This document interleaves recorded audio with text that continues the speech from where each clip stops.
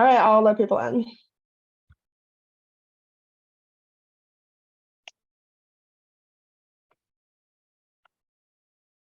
Hello, everyone. Yep, feel free to join us if you can on the video, at least especially for the intro. Yes, it would be nice to see your faces. Hey, so Rob, I'll Jeff. be letting people in as they come. Okay. I'm sorry for the space age look here, but I'm sharing office space with my chief of staff. So welcome. Welcome, guys. It's nice to see your faces, most of y'all's faces. So welcome to another event hosted by the UToK Circle.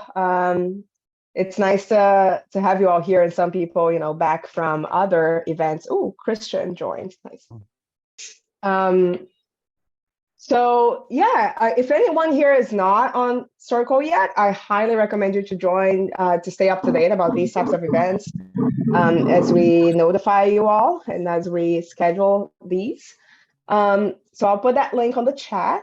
And I'm super excited to have Rob today. Rob is he's an excellent coach, and he has a really deep, profound philosophy behind it that grounds his work. And it's a lovely framework, very applied, but also very deep in its insights about what it means for us to identify with things, to identify things in the world. And anyway, he just redefines the concept of identity very nicely. And I'm looking forward to this. All right. Yeah. I'll move over to Greg, and then you can hand it over to Rob. Lovely. Yeah, I want to say a few things. So Rob's a dear friend of mine and actually helped me some through his framework and through his friendship to see the world in a way that I think is powerful, useful, flexible, deep, and rich. And so I really encourage us. I think I call it the best goddamn cognitive therapy I've ever seen. And I say that as somebody who worked with Beck, because what Rob does is he really helps us see what I would call technically our epistemic frames and the way in which we see through the world. And then that gives us an enormous power for how to be in the world. And so it's a great honor and pleasure to hand this over to Rob Scott and share with us the insights that he had on a pretty amazing life journey. So Rob, thanks so much. I just got chills. Excuse me. That's amazing. Thank you, Greg. That means the world. I appreciate your friendship. I'm so glad that I've brought value at all to anything, and certainly to you. And yeah, so thank you very much. So I'm really excited to do this. I want to say, first off, before I start most talks, I like to say I'm deeply interested in useful over true. And maybe it'll expose itself in this talk today that I have an interesting relationship to truth and how difficult and messy and exact or inexact that can be at times. So I'm not making necessarily any claims that I'm right or permanently right. You're not going to watch me like hardly trying to justify for anything. However, I'm going to justify a lot of things, hoping that they're useful to you, ultimately, so that you can experience something in yourself that is profound and different and is potentially changing, life-changing for you at its peak. And so this might be really valuable. And if it is, see if you could bring your full attention, right? Because I want to talk about profound change with you. And, is profound change something that will fit into your current model of the world, your current model of yourself? And if it's not, it's like, oh, I'm just kind of interested or curious or whatever. And you can be that way. That's totally perfect. But this is an invitation to say that there might be something here for you that's profound, and it might be something that leads to living very differently. And again, that might not be important to you, but if it is, I'm just inviting that space. So, see if you can bring your full attention, see if you can not do a whole lot of like, I know what that is. Come to these things fresh and see if there's like a new experience here, potentially.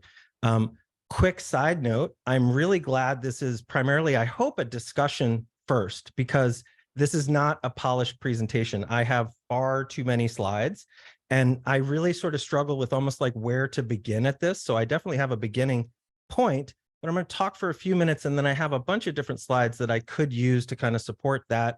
I want to take us through some concepts. I also don't want to bore people that already know the concept. So it's sort of like, and then I have a ton more slides like kind of at the ready And if I get lucky, maybe some of those will help answer some questions if we need that, or we'll be able to do that in dialogue.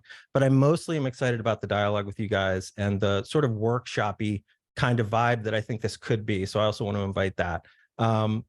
So the talky talk stuff that I want to do at the beginning of this is maybe to set some claims, again, not with like a huge justificatory thing, but just like, is this useful for you? So a big idea that I'm really hoping we can get to with this is that it's potentially that we represent the world more than we actually live in the world in a meaningful way. And so I'm suggesting we're living more in our representation of the world than we are the world itself. And that representation of the world is what I call our self-world model, right? And this is going on for us moment to moment. You could also call that the agent in the arena model. And the agency part of that is really important. Again, a lot of equating. Some of these things are different words on purpose. So we can equate them at times, and then they might be slightly different at times. One might be a little bit bigger or smaller at times. But if we think about agency, that's a big part of what I'm talking about with your identity, right? So your identity is going to be the agency part of your self-world model, but the whole thing is being modeled by you. Like even the world is being modeled by you. So if I were to ask you, like, what do you know about the globe? What do you know about space? Like you've got a model of all these things that you don't identify as, but they're still in your self-world model in an interesting way, okay? The agency part of that is really important. And I'll use AI to illustrate why agency is so important. We have, whatever full artificial intelligence might be presently, like we're looking at it, chat, GPT, all these things, they're smarter than any of us, right? It can outline any book we want, it can do all these things, right? So we have intelligence, we have artificial intelligence, and that'll show up in all these other ways too. The concerns that people have with AI are, I would argue, much more around agentic intelligence that is way smarter than us. So if it's just smart and it doesn't have any concerns or cares or internal modeling that it's trying to win at, we're not as scared of it. In fact, it could be this incredibly useful tool and really amazing. Now, there's challenges with all of these, but it's the agentic part that really matters that we get to really care about. And to just make that point a little bit clearer, if you walk into a room that has a plant, you're probably not as concerned as if you walk into a room that has a bear in it. Right. So the agency of that bear and what it might want and what it might be capable to do to you is important. So understanding that agency matters is really important, and understanding our own agency and the agency of others is really important. And one of the shortcuts to do this is understanding this way that we're representing the world, both how we're identifying in it in the moment, but also our model of the world. And I think that becomes one of the shortcuts to wisdom. Right. So there's a lot of I could be wise at the financial markets. It's not going to lead to necessarily any more wisdom with that, but it's a more foundational wisdom if we can begin to see the model that we're living in rather than having it kind of occur to us more as a truth. Right. It ends up becoming more of an option space, and it gives us a lot more freedom and ability to change ourselves, to grow, to do all these things. And so if we start to go, okay, I can understand what he means by representation, which we'll get to. I don't expect that to be immediately obvious. But once you do that, we start to go, okay, well, how much of that representation can be changed? And is it possible that that's not the only thing I can identify with? Like the identification of that representation is what our identity is presently. Is there anything else besides the representation that I could identify with? Like maybe something a little bit more grounded or essential or, not interpreted, not mentated, but actually experienced. So what are you identifying with, or more correctly, what are you identified as, is what your identity ends up being. And so that is both moment to moment, meaning that it's shifting and changing much more frequently than most of us realize. But then it's also this kind of convenient story or pattern that we can go back to should we become self-reflective and have to report on ourselves or say, I'm really good at this, or I'm bad at that, or I'm a loser, or whatever those things are. And so does it mean anything if we can change how we're identifying moment to moment? And does it mean anything if we could change the patterns of our identity so that we truly grow and feel different in any moment? And if that's true, if that means something, right, if that's a meaningful thing to do, how do we do it? Right? How do we do it? So a claim here is that if you shift what you're identified with or what you're identifying as, we've shifted you in a very meaningful way. So the title of this talk is, we're really talking about trying to redefine transformation in a meaningful way. And that's about this fundamental identity shift. Okay, so let me just talk about the different parts of that really quickly, and then I can pause and we can talk for a minute, or we can go right into some slides. It is a fundamental shift to deeply realize that you're in a representation. If that becomes true for you, I'm going to suggest that will be a fundamental shift to you, just to have the realization of it. Identity shifting would then be both the set of tools and the skills that help you manage and optimize that representation over time.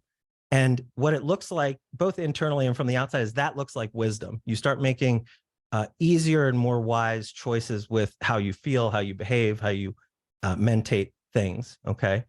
Then there might be a more deeply and more permanent fundamental shift, which would be moving your identification from that representation, from thinking I'm this self over time, et cetera, much more into some collective isness that's really beautiful. And when that becomes available, what can open up for us is a more profound, again, all of these are judgment statements. I'm not going to stick to too many of these, but I'm trying to point to something. It's a more profound love of what is, whether that isness is good or bad, however that isness shows up. So there's a way where we can ground ourselves meaningfully in the all of the isness in a profound way, and either identify as nothing, which would be, a lot of people would call that no self, or the same way that is, just talking about it differently, would be identifying with everything, like in a way that it's all me, right? So it's the dissolution of this represented self and into an isness that's really profound and beautiful. And then the representations are still there. You just have a deeply different wisdom with it. And so you're managing yourself and your agency very differently.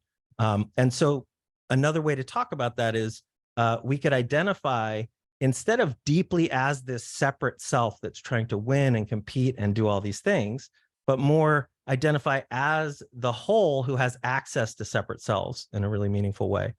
And so that's a lot of words. And I'm hoping that by the end of this talk, those words make more sense to you than they might right now. I would love to prove to you that representation is what's happening, but not just by justifying it, by trying to bring it into an experience for you so that you can see, oh, I am doing this representation thing. And then experience what might we be experiencing? Well, there's a couple things there. We could move your identity around a little bit, show you that shifting agency that's happening. And we can do that by changing the representation, but also by experiencing isness directly in a meaningful way. And just bringing maybe more attention and relevance to that than you usually might. And so what's really neat is, I promise, if you're conscious and aware and agentic enough to be here, you have all the skills to do all of this. None of this is away from you. And what's really neat is the more powerful parts of this are more realizations and wake-ups than they are things that take time to develop. Some of the identity shifting skills, because they're self, and because they're self, we'll get in hopefully later to time and what time is doing versus now. Some of those skills will develop over time for sure. But the realization and the profundity of what you can understand, there's no path to it. It's more a realization. It can happen in any moment. So I have a bunch of other ideas. That's a fair intro right there, but just to sort of put some other words out there that we can maybe hang ideas on later. I'm going to try to show you that, like, pretty much everything you care about is mental, meaning some of you may be much more grounded in an isness than I know. So I'm not claiming this about any of you directly necessarily, but I would say most people are caring most about what they're modeling or what is mental, right? What do people think of me? And when am I going to achieve that thing? All that. And in the reality of those things, we make them real, but they're really models of judgments and justifications and things like that. I have some slides. I don't know if we'll get to them or not, but I sort of talk about, like, what is your mom to you? Well, your mom is a bunch of meanings that you have about your mom, right? This is what she did when I was young. This is what she's good at. I love when I get hugged. She's warm. She's wonderful. the caring that you have about your mom is all that mentation that you have about your mom.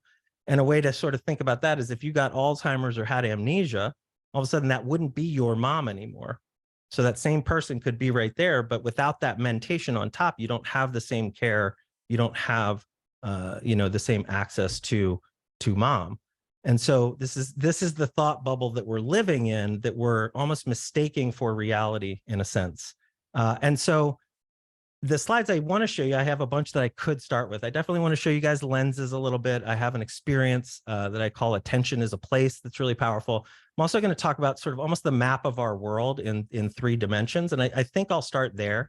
And one of the things I want to call out with that is that there's different levels of reality to us, right? There's our own individual reality, which is very real. But then we have this collective reality, which is where we can share ideas and prove them and justify them across. And that's very real also. And then maybe there's this other level of sort of oneness or something that might be differently real in another way. But memory in the collective is really important. So I have cool slides if we get to them about what memory is doing to us. And then consciousness in the collective versus like your own sort of separate dream stuff versus like a shared collective consciousness. What might that be? So just personal reality versus collective reality, they matter and they get confusing to us as humans. And so I think we can point out some ways to simplify some of that.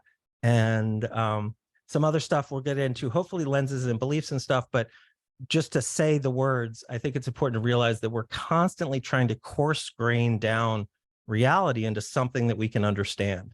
And reality is bigger than any of us would understand. And I can point to some proofs for that, which is like, Gödel's incompleteness theorem and things like that, right? The self-referential nature of us in reality, that separation from it doesn't naturally include us in it in a way that gives us a real perspective. And so that imaginary third person perspective that can see all and know all is a model more than it's any place we can really get to in our experience day to day. And so that's also confusing to us. And so it creates beliefs and lenses and delusions for us in a way that leave us less functional than we can be normally. So I want to just take a pause. That's a ton of words, but you guys are all super smart and great. Is this exciting? Is this crazy? How are we doing? Any questions? Any like, you're a liar, that's wrong. Let's like fight about who wants to fight? No, anybody? No fight. Rob, you had a lot of words there, covered a lot of things, and you forecasted a lot of things. And I did. Yeah. So grasping the whole of what you said can be quite difficult. But what I take from that, I relate almost directly to something I think of as a subject-object theory. Yeah.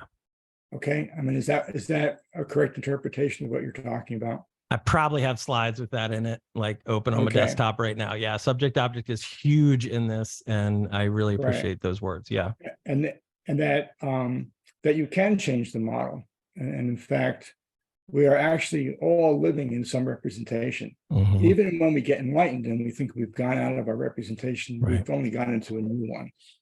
Right. That may be an idea itself, but yeah, I'm with you on that. So yeah, to what degree? And Greg and I have had some really good talks about that, where it's like, well, even the senses that you're trying to point to are representations, and so yeah, absolutely. Right. And then for changing the model, I'm a very practical.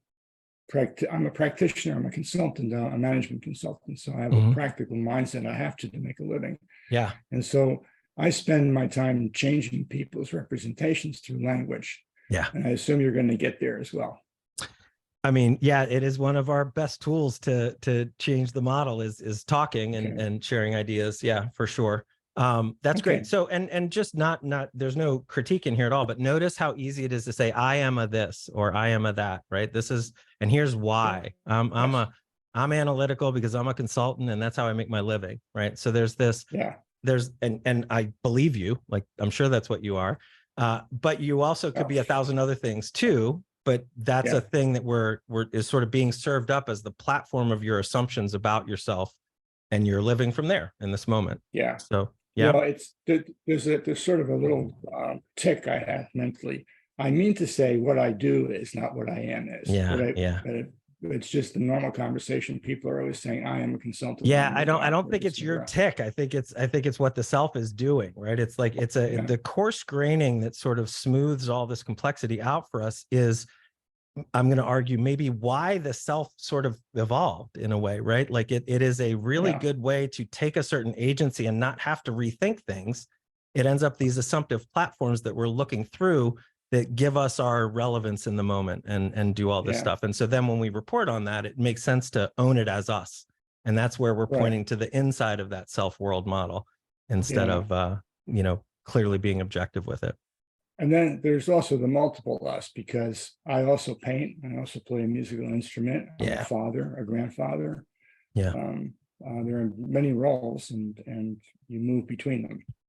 Totally. And so that's a linguistic thing too. Like, is that a role or is that like a different you, in a sense? And which one's more useful to do? And can we talk about it both ways and shift and be fluid enough to know when it's appropriate to talk about those both ways? Another way to think about that is I am no longer my 5-year-old self at all, right? And that probably not physically at all, certainly not mentally at all, but it's easy to identify as that child and talk about it and shift back to that and give agency to that. So I'm also not the self I was 10 minutes ago because we've added to it and there's more here, et cetera. So we're constantly changing, but it's really useful to have a story of me that's made up of all these memories. And I think a huge part of therapy is going back to make some of those memories that are coming in to affect how I show up now.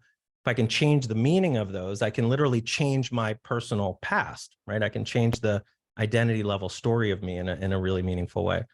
So that's a great interaction. Like, thank you for that, Jeffrey. That's great stuff. Does anybody else have any thoughts or anything they want to share before I get into stuff? Cool. Okay. So let's see what I could do in this time. I don't know. I've already talked a long time, so maybe it'll be less than I hope. I have this cool stuff on like non-dual, and like I have slides on the maybe story, that story about the horses and the maybe, maybe like with the neighbor. Maybe you guys are familiar with it, but I have like slides for that lead into this other thing. I don't know. I don't think I'm going to do that first. I think I'll do the sort of where are we thing first. Let me see if I can get that started, and then yeah, we'll do this. And then I will share #technology. I'm going to share my screen and I'm going to find that guy, not the presenter display. As Rob's pulling this up, I'll just say a real quick comment that I think is just some of the things. So how do we understand the world? Almost you can really argue the world's sort of an intersection between the frame that we're bringing to bear and what's inside that frame at some level. And yet we experience the world just as presenting to us. And then as we frame it and when we model ourselves over time. So for me, at least, Rob's stuff not only highlights that conceptually, but enables us to grip it and relate to it in a very profound way. So thanks for that intro. Rob. Awesome. Yeah, thank you. So are we, am I sharing my screen? Okay, it says, where are we? Yeah. Okay. Awesome. It's not the presenter display, right? It's just that slide. Perfect. Okay. So, where are we, right? If we start talking about like, what is the real world and where are we living, et cetera, let's see how this all works. So we might call, the globe or this shared place that we're in, the real world. We also might call it the physical world. If we look at this, if I say, okay, the physical world, parts of that are other people, physical objects. It certainly has the now in it, right? Like it's what I'm looking at.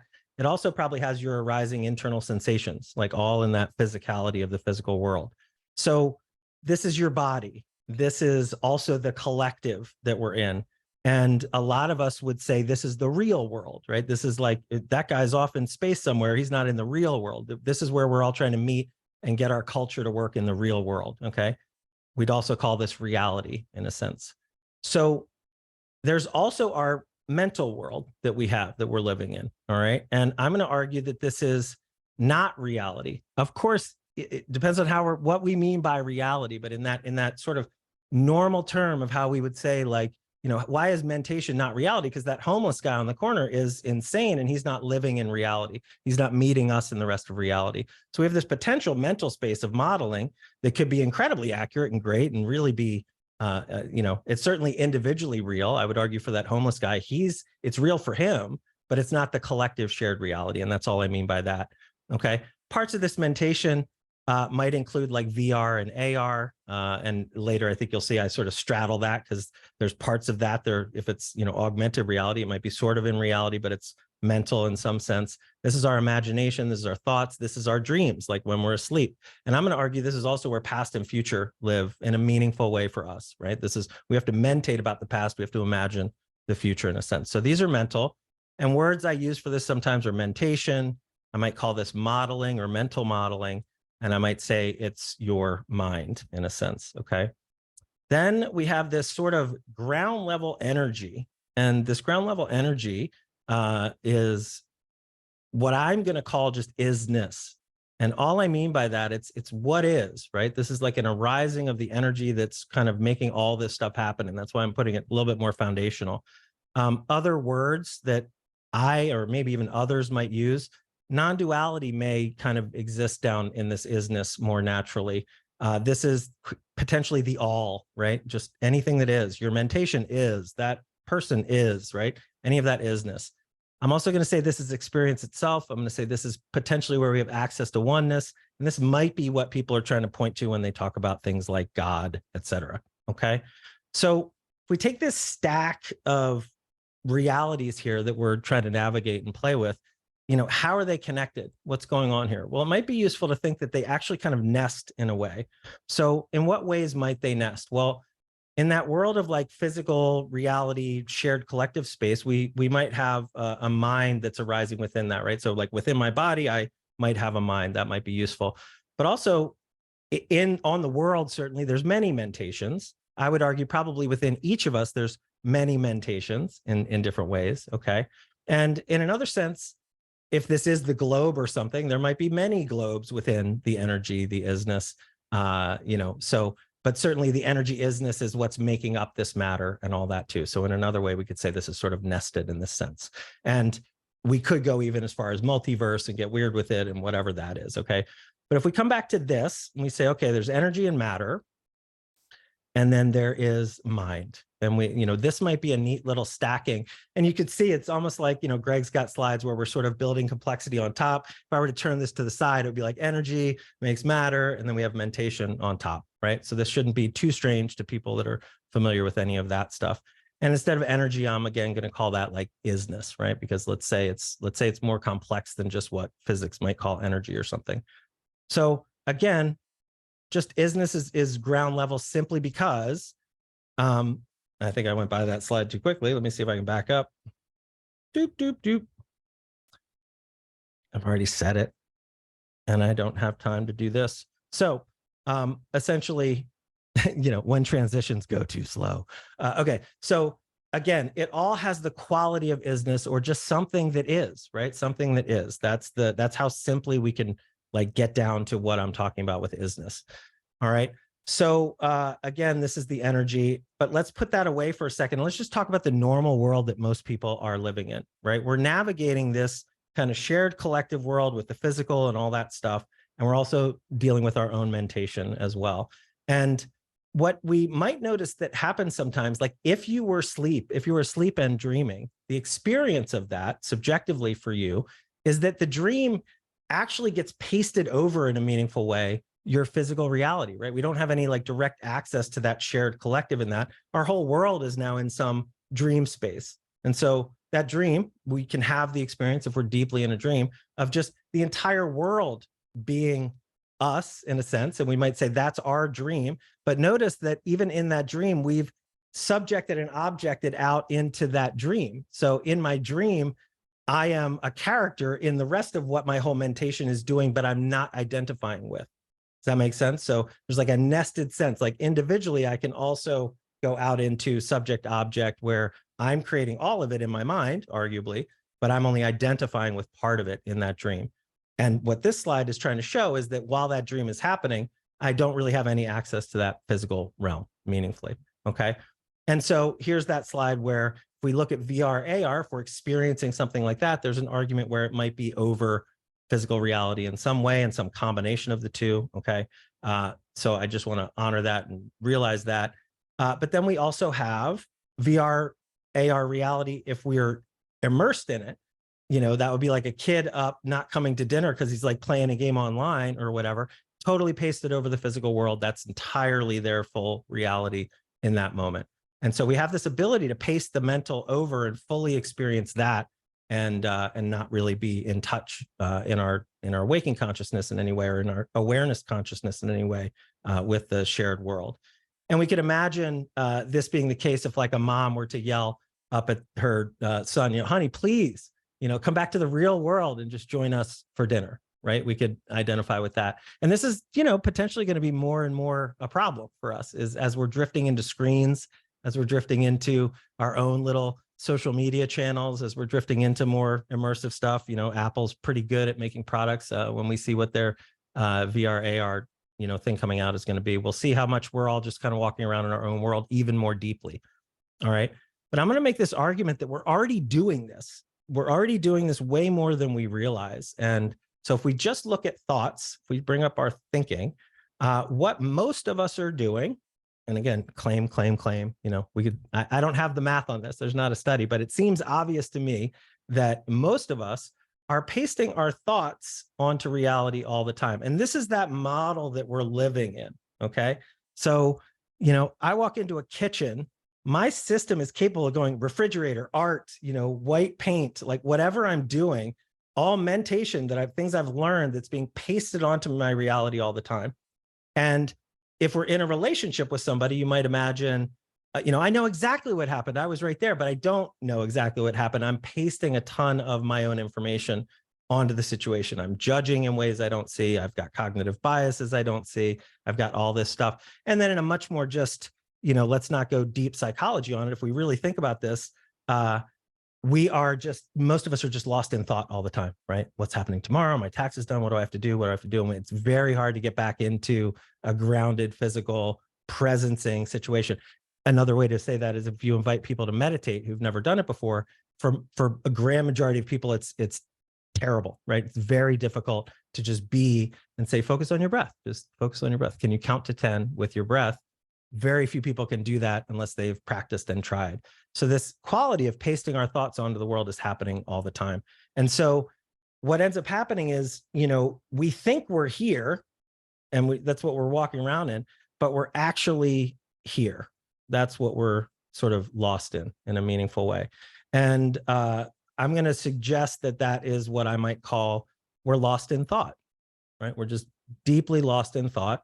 We're trying to justify our thought to everybody around us and make us right.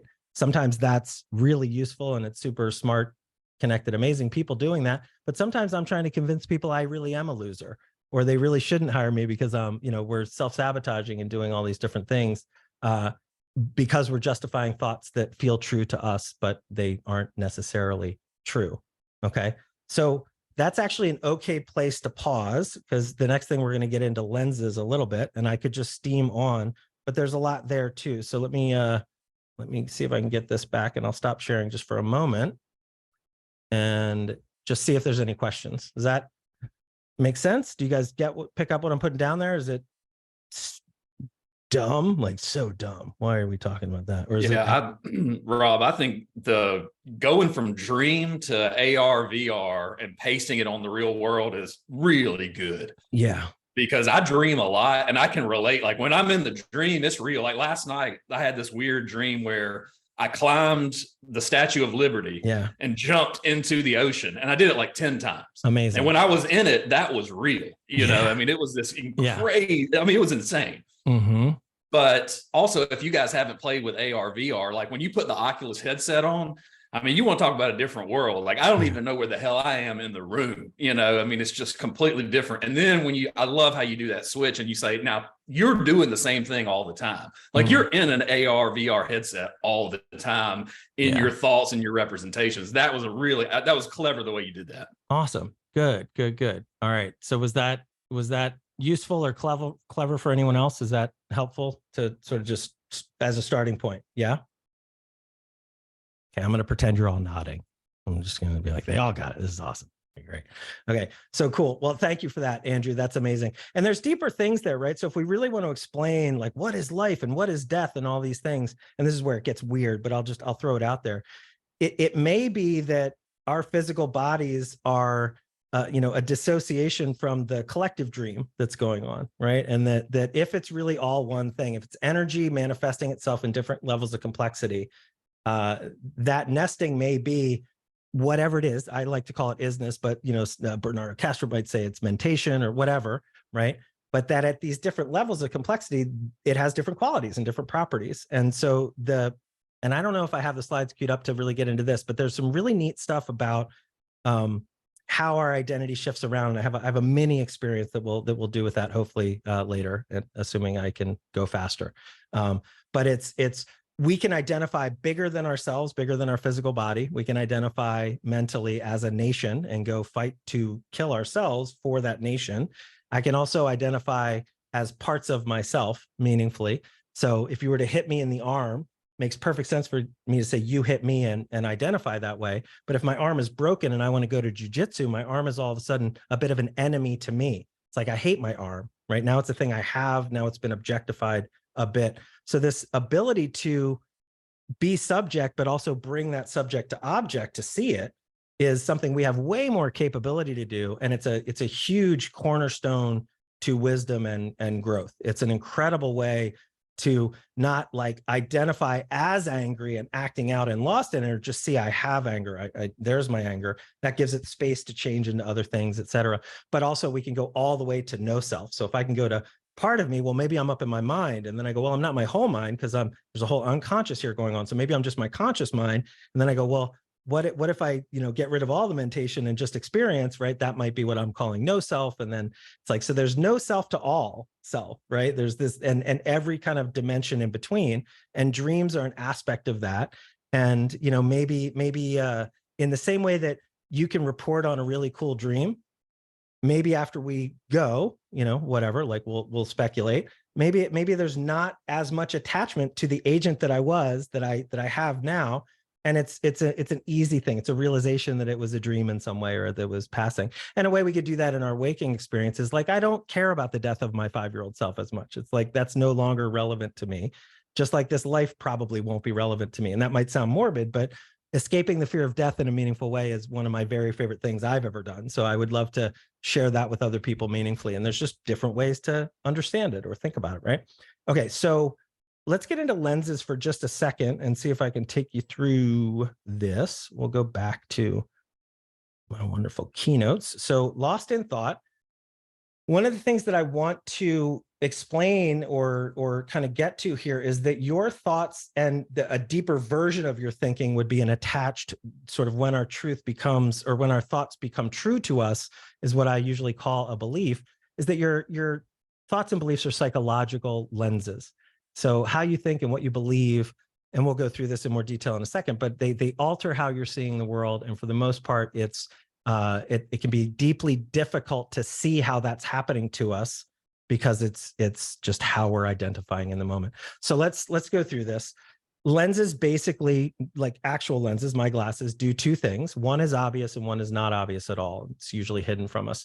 The first thing that a lens does, right? If we imagine that we're looking at a red object, I can bring a lens in there, and the lens could change the color of the object, right? You could also imagine that a different lens might make that object blurry. Different lens can make it look closer or further away, depending on the lens structure that we're using, okay? But the important thing to see here is that you see things differently when you're looking through a lens and when you're not looking through a lens, okay? Because lenses alter what you see. That's what's going on here. So that's the first like obvious feature of a lens. I think that wouldn't be shocking to any of us. Sure, lenses alter what you see, I got it. Well, the second sort of hidden feature of a lens is almost more important, all right? The second feature of a lens, and we'll see if my computer can muster up, this is a pretty big image that comes next, and so sometimes my situation hangs, but yeah, so it didn't show properly. I'll see if I can back up. I don't want this to ruin my Zoom connection. Can you guys still hear me? It's sort of spinning, yes, all funky for me. Okay, so yeah, I can hear you. Great, thank you. So imagine you're walking down the road, living your life. How would you know if you were looking through a lens or not? How would you know, right? You have to see the lens, right? You have to actually bring the lens into the frame of your attention to know that you're looking through a lens. And so in this case, we can see the lens there, but lenses aren't built to be seen, right? My glasses aren't built for me to look at them. They're actually built to be looked through. And so as we look through them, they're actually invisible to us if we're not considering the lens itself. And so this one, if you notice, this one had you completely upside down. And so essentially we know that lenses alter what you see, but the second thing that's a little bit more hidden from us is that lenses are built to be invisible. They're built to be looked through, not looked at, okay? And so here, you're looking at a lens, you're looking through it if you're looking in the middle there because you can see the lens. You're also looking at the lens, but usually we're looking through the lens and not at them. And as we do that, it gets less and less obvious because the lens becomes more and more invisible to us. So essentially, lenses are built to be invisible. They're built to be invisible, but they alter your perception, okay? And they're built to be invisible. Okay, so let me get out of here and skip ahead a little bit. Does that make sense to you guys? You tracking that? Yeah? Okay. So Rob, can I yeah. I don't want to interrupt your train of thought, but this reminds me of something. I worked with a physicist named Ellie Goldrat. Okay. And he would run an exercise that I think relates to your lens story. He would have people in the room state a strong belief that they had, and then give them a few minutes to finish the sentence by saying, I believe X because, and then fill in that because. And in that experiment, the majority of the people in the room would change their belief once they saw the because. And I think that might relate to your idea of making the lens visible. Yeah. I was always curious about that exercise, and I think I see it now. That just makes the lens visible to people. That's great. That's amazing. It's a wonderful tool. Yes, I fully agree and would endorse that practice, right? It brings it out from a truth. One of the things, I think I took the slides out, but I go pretty deep on what beliefs are. And all I mean by beliefs are assuredness of meaning. So it's like when I'm sure that I've got it right, I'm going to call that a belief. And the belief might be accurate. I might have it right. But if I don't know that it's a belief, if it's invisible to me, the wrongness of it is that I'm assuming I'm in direct relationship with reality and I'm not noticing my own representation of it. And so even all of our truths, even when we get down to mathematical truth, they're all contextual, right? They have a context. They have an ought underneath them that is not always obvious to us. And so if we're not seeing the ought, if we're not seeing that we're seeing that way, it's a belief more than it's an actual truth in a meaningful way. And so what you just mentioned is absolutely a great way to begin seeing the reasoning why you say it. And often I bet it might be hard to come up with the reason why sometimes, and that would be a really interesting thing. So I'm going to go back here and we're just going to show this really quickly. Just to show you what lenses feel like, in a regular kind of setting. Okay. So if we imagine that you're at a family gathering, here you are, and we're going to track a bunch of things that are going on in your mind at any given moment.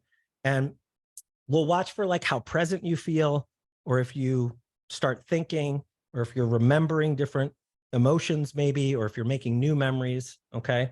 So let's say that you are feeling very present, you're fully in the moment, and then you hear your mother telling a great story. Okay.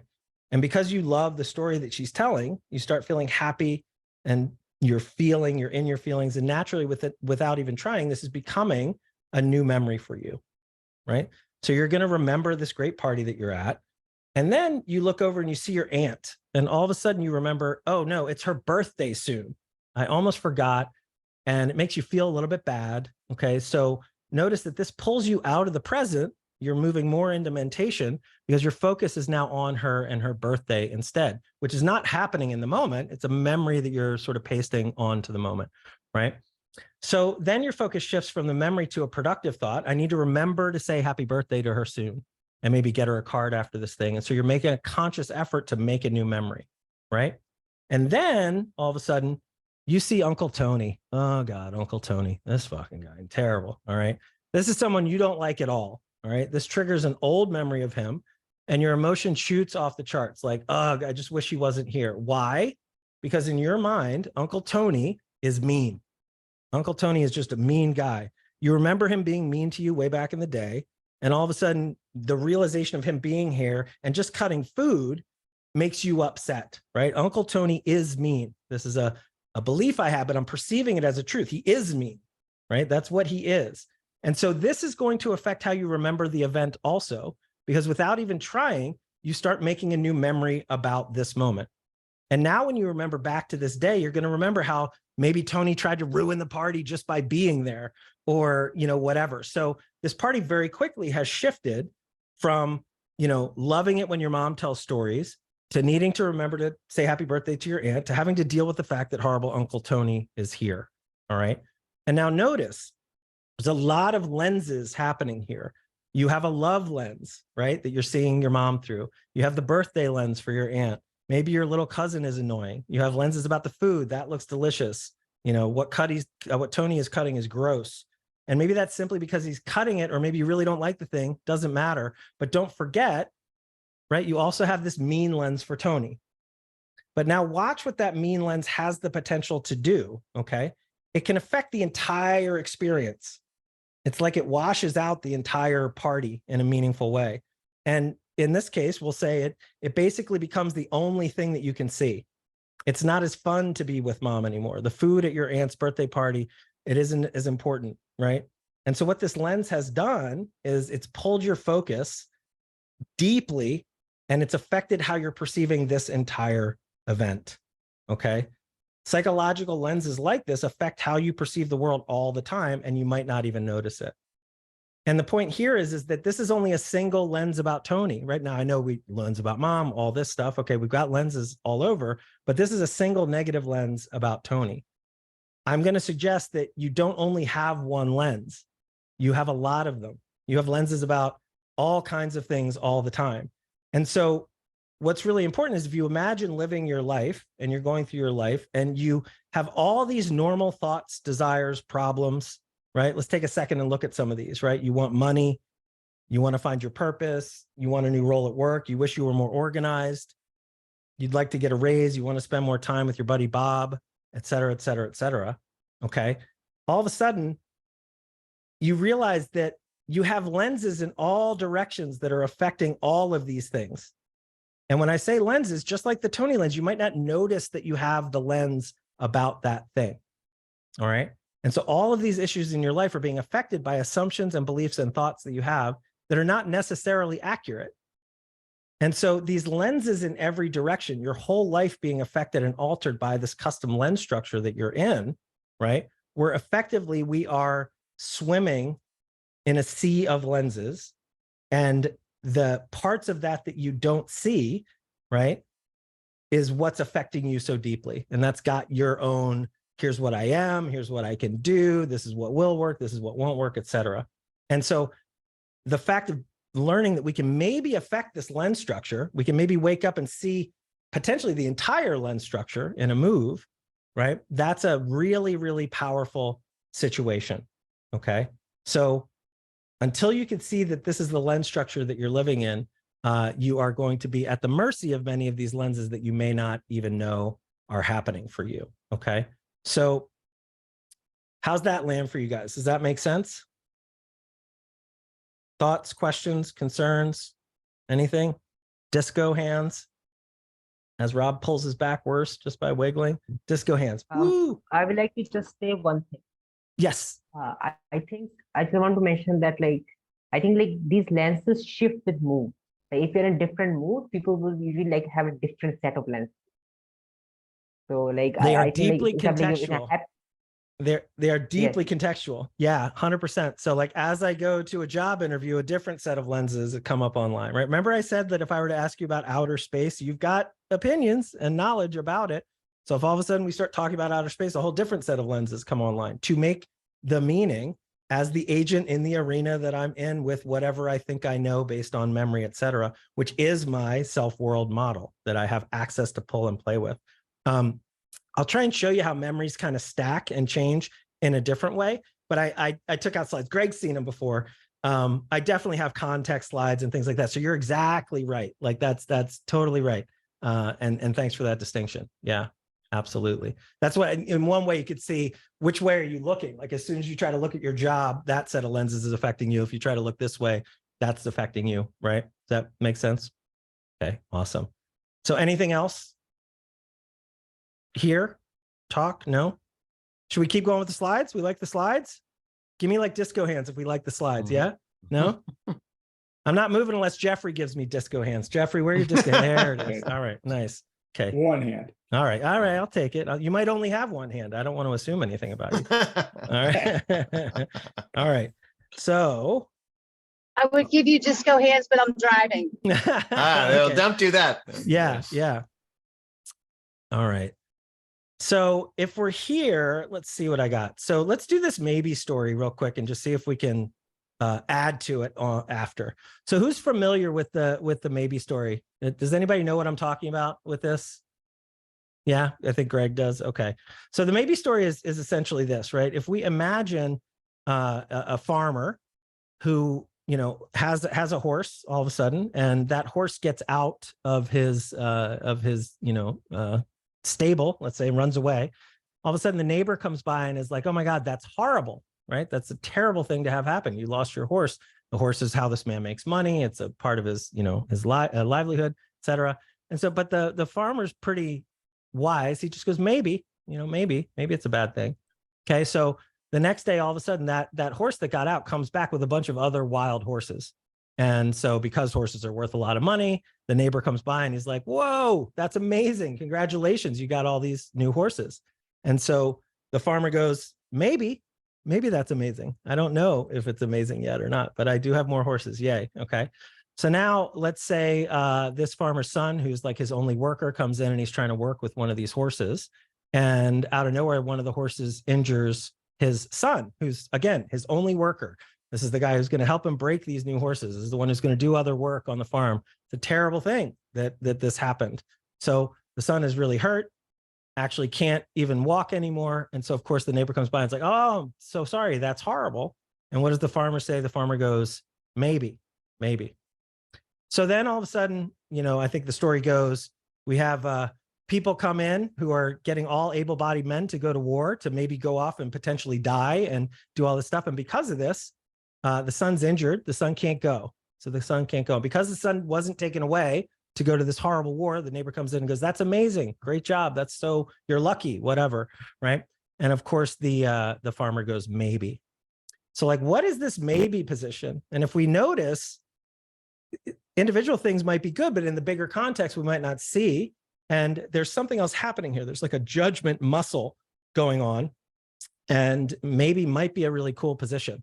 So let's look at this maybe structure for a second. And what I want to point out is that there's kind of a universal structure that's happening here, right? So if we start with lost horse and we judge it, if we judge that, we could say, you know what, that's a really bad thing. That's what's happening. But all of a sudden, if we realize new horses arrive, that's kind of a good thing, right? And so now the whole incident might be a better thing. It's got some bad in it, but wow, it's turned out to be good. But then all of a sudden the son gets hurt, and now that can like go back and change the lens structure, the understanding of history in a meaningful way. And all of a sudden that's now a bad thing. And on and on and on that can go, right? And to point this out, we do this with everything. If I go to, you know, working out and my muscles hurt, well, if I judge that as bad, right? That's one way to interpret this. But if all of a sudden that's building muscle and I'm achieving some goal with that, if I'm getting bigger muscles, that could be really good, right? So you might hear from people who work out, they're like, I don't feel like I had to work out unless my muscles hurt, right? That can become really a good thing. Okay. So there's good and there's bad here. And this is a thing that's in us as a way to interpret things differently. I have a quick aside, right? We think that reality is making us feel certain ways, but here's an example where that might not be the case. And I'm going to argue that maybe that's never the case, actually. And that's maybe something fun we could debate. But let's give you an example, right? So I'm driving on the highway, and maybe I'm speeding. I'm doing like 75, and I feel like I'm cruising. And then somebody flies by me at like 120. And as I look, it's a young kid flying by in a car.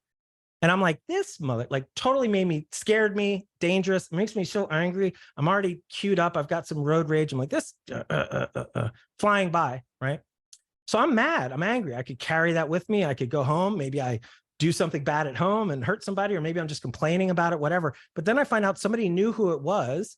And it turned out it was a young father trying to rush their really sick child to the hospital. All of a sudden I go, oh, I feel totally differently about it. I had personalized it. I thought it was about me. I thought they thought I was going slow, et cetera. Just new information, right, from the outside makes me feel totally different. I've now changed my history about it. Maybe I have a funny story about how I misinterpreted or whatever, how I felt for a little bit, but it truly can change my history. And that new information can change completely how I would react to the situation. So if I'd known that, maybe I would have tried to clear space for this person to save the child. I might have gotten on board with go faster, right? Like it could be a totally different thing. Most of us think that that's only happening because I got new information from the outside, but that's possible in my own mentation. I can make new meaning myself, or I can look at different aspects of things and judge things differently myself anytime I want if I grow this skill, okay? So the question is, how are you judging a thing? What is the justification in the moment? What is the meaning that you're taking to be real? And if we're lazy, we're going to take the automatic thing that our lens structure is doing, and we're just going to be like, that guy's a jerk. I don't like that. I do like that. I'm going to go here, blah, blah, blah, blah, blah. But if we want to wake up and be different, we have to start changing some of these default ways that we're interpreting and how we're judging, okay? So if we go back here, and if my focus is on muscles hurt, it's very easy to have that arise as a bad experience for me. If I go further and say, I hate feeling bad, maybe I go like, I'm never working out again. I don't like feeling bad at all. But if I move my attention instead to maybe, yeah, my muscles hurt a little bit, but I'm building a bigger body, it's all still available. It's all in the reality. None of this is, I'm not lying in any of these examples. I'm changing my space of focus. I'm changing like what I'm paying attention to. And so this all of a sudden is a predominantly good experience, and I might really enjoy it, and I might like it, and I might continue it. So let's take this even further. If we go on vacation, and I'll just pause for a second, like we tracking, this making sense? Yeah? Yeah, it does. Okay. I don't want to interrupt your flow again, and if I'm No, go ahead, please. just cut me off. There's a physical analog in my mind here about lenses. Mm-hmm. When you focus a point through a lens, you don't really get a clear picture. You get a kind of a fuzzy set of circles, which are maybe more dense in the center. Mm-hmm. And in photography, it's called the circle of confusion. Mm-hmm. And that's what strikes me here, is that when you make these judgments, you're really dealing with something called, I think of as a circle of confusion. Yeah. That you're not really sure that the lens is focusing on a point, that there's a fuzziness around it that you're not aware of. I love it. And if you look at my email address, you'll understand why it's what it is. Do you want to share it? Because I don't know what your email address is. It's Jeff@circlesofclarity.com. Love it. That's great. That's really, really great. Beautiful.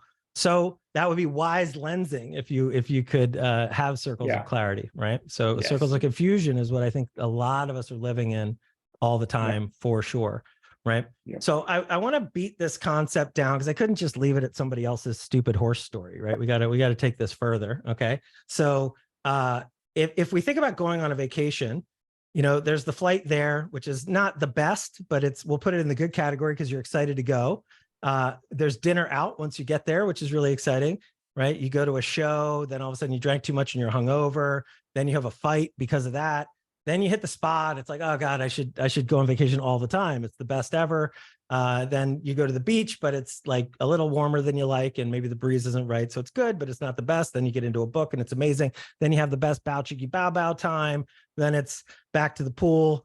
You have some great ideas because your mind is settling down. And so you're journaling and you're excited about like even what's going to happen when you get home. You have this wonderful dinner out.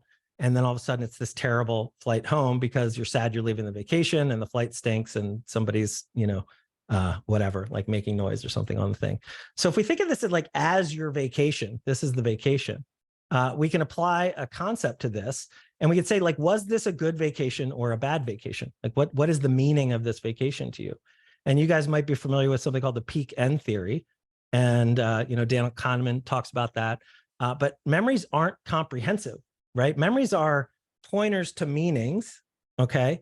But specifically, they're pointings to meaning that we remember, right? We know, and we know that when we judge things, right, we're remembering things, certain things more than others, right? Memories are, I like to think about them like almost like holographic. Categories are like this too, right? So as I talked about coarse graining earlier, as I'm walking through the world, I'm coarse graining because I'm trying to I'm trying to predict my own safety because I feel separate. And, one of the big functions of this brain is like, are my predictions correct? So not only am I trying to make them correct in lots of ways through my own biases, et cetera, but I'm just also trying to be correct in what's going on. So I'm coarse graining. I'm trying to simplify down this complexity in a huge way. And so I'm dumping things into categories. That's a purple person. That's dangerous or not, right? That's a girl who's attractive. I've got certain things there. I'm dumping everything in categories. With our experiences, we're doing this too. We're dumping them into categories. One of the ways that can get itchy, and I have slides that I'm not going to show for this, but we can reclassify categories really easily. So if I'm bossy in a certain circumstance, somebody might throw me in the bossy category, and then later bossy's close enough to like actually mean and violent or something. And so that bossy could later easily get like lumped into a different category. So as we're making meaning as we go, there's a lot of like categorization and coarse graining and oversimplification. It's not very subtle. And part of that is an evolutionary advantage because it's too hard to get everything exactly right. Okay. So these are advantages so that we can go fast and live and make decisions and move forward with incomplete information and all that stuff. So I'm not saying we shouldn't be coarse graining, but a huge consciousness move is when we realize how much we're coarse graining and we gain, certainly in the moments that matter, much more ability to get more fine, clarity, right, around whatever the incident is. So we remember certain things more. These are shortcuts. All right. We tend to remember peak experiences during, and we tend to remember the end of things in a way. So if we take this entire vacation and we think about that peak end theory and very loud emotional experiences that go on, it might be really natural to remember the fight and remember the ride home with peak end theory. And all of a sudden the entire vacation is bad, right? That's like how I remember it. When I get further away and I'm not really thinking about the details, somebody asks, how was that vacation? My category, my pointer for that whole thing is the vacation was bad, right? It was just bad. Now, is that our only option? Right? It's certainly not. And another aspect to this, our judgment is like, how attached to the judgment are we? How attached to the assuredness of meaning are we? If you have somebody we might describe as more closed-minded, once they've said the vacation is bad, you maybe could imagine them, like if you go, well, didn't you have fun here? Like, no, it was bad, right? It's like, it's this oversimplification. It's done. They're sure of what it was. That's it. And obviously vacation is just an example. This is what we're doing about everything. Is Tony bad? Yes, he's bad. That's my final answer. There's no other way it could be, right? This is where we're moving things from knowing it's an interpretation and having more freedom with reinterpreting it or doing whatever to an assuredness of meaning or a certain belief about something. So it becomes a fact that the vacation sucked, right? But what if it wasn't that, right? As long as we stay attached, we're stuck here. This is what the experience of our life might be. But what if we could instead use wisdom in this example and change our meaning, right? If we went back and actually looked at this and didn't just throw it into an easy category, it was great when we hit the spa, right? It was great when we caught the show. It was great when we had romance time.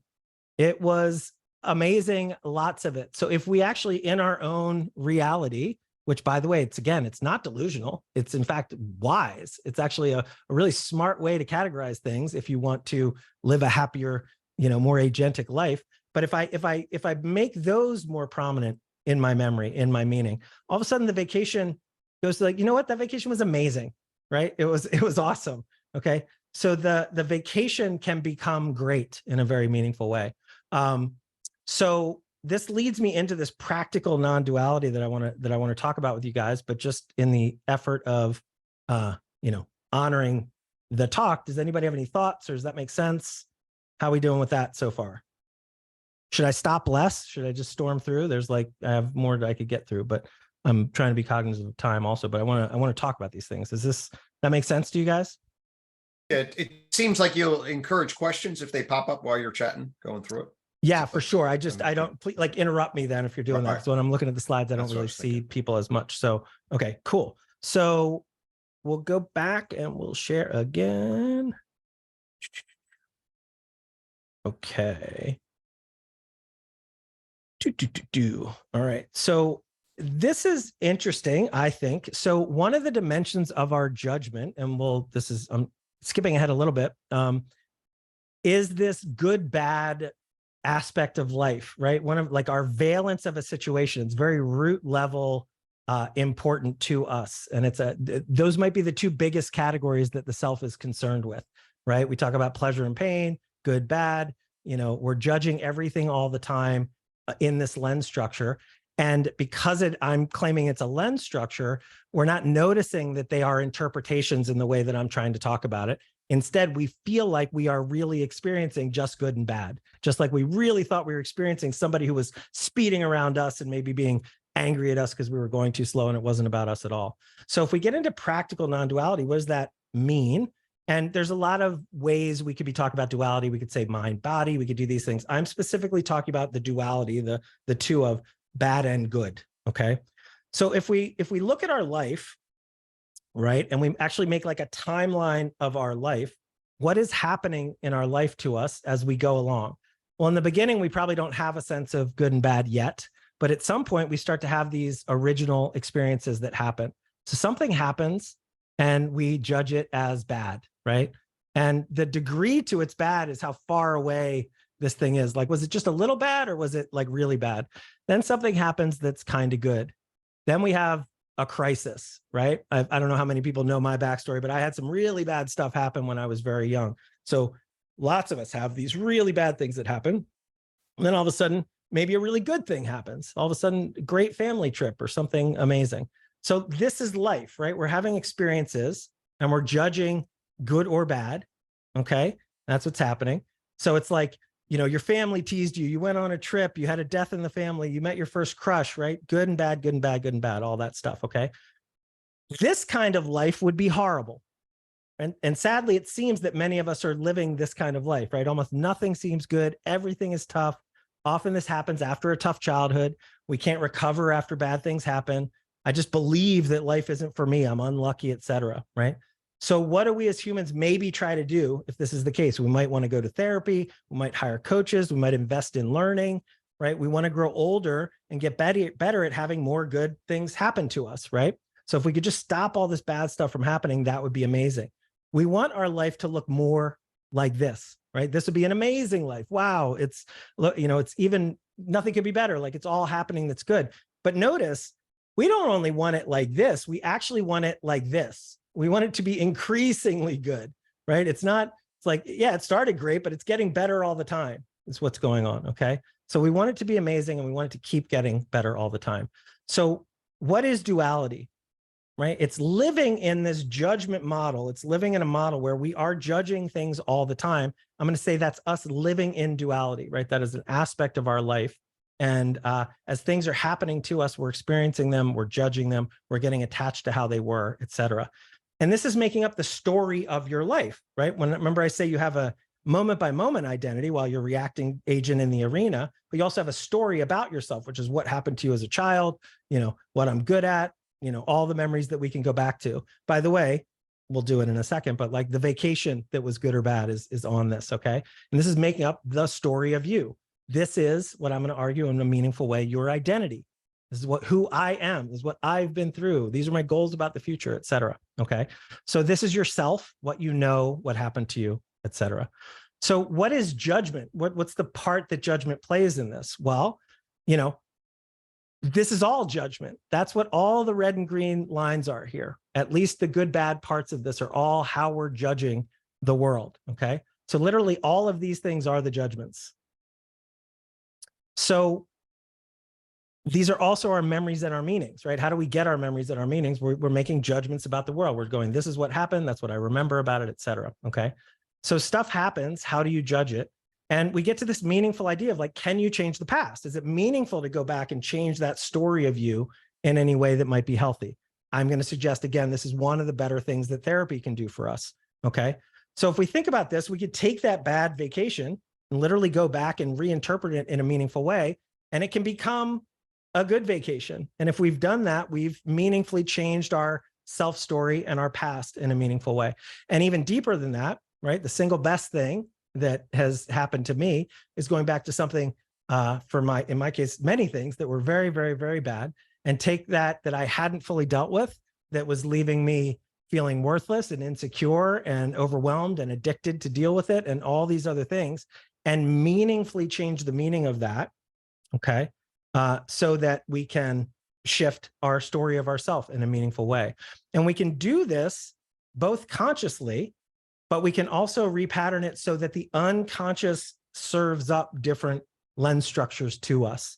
And as we go back and do this, especially around our own personal identity, that is what tends to occur, okay? So all of this is changing the meaning. And a lot of what we're talking about is mastering meaning here, okay? If you look at all the problems in the world, one of the central things about it is that we are trying to have a different level of meaning making that's going on, right? How we make meaning goes into if we're anxious or not. It goes into narcissism and those disorders. It goes into psychosis and our global problems as well. And so what is non-duality? What do I even mean by non-duality? Like, where would that be? Okay. We're saying, okay, I could change the story. I can go from good to bad. I can do that dance. What would non-duality be, and why would I care? I used to do this on a piece of paper to show this. So if we put good and bad on a piece of paper, this is what that might look like. And again, that person, if we fold it that way and we just look at this way, this is the looking at a really bad life, right? And you might know somebody who lives their life this way. If we fold it the other way, all of a sudden, this is somebody who's maybe annoyingly positive, right? They're everything's great all the time. And maybe they're faking that, or maybe they're trying to represent that. Maybe that's even real and they're just having a lovely life or whatever. Okay. But chances are they have bad stuff happening to them too. Okay. This is a more honest life. If we're honest about what's been going on for us, right? Good and bad exist. We experience them, and we have things that we can judge as good or bad. It's important to do that. Okay. So where is this non-dual space? A lot of spiritual practices would imply that it's a higher or a better place, right? It's another place that we want to get to. I'm going to suggest that it's not that at all. You literally have non-duality happening to you all the time. And all you need to do is actually do a little less to experience it, okay? So imagine if I was folding the paper back on itself into just represent the line here, right? That's the center line. This is the isness without judging anything as good or bad, right? So this is the start of non-dual, is going, wait, can these things just not be interpreted at all? But in this representation, it still leaves time. I still have a time dimension going on here, right? So this is the timeline of our life, arguably without judgment.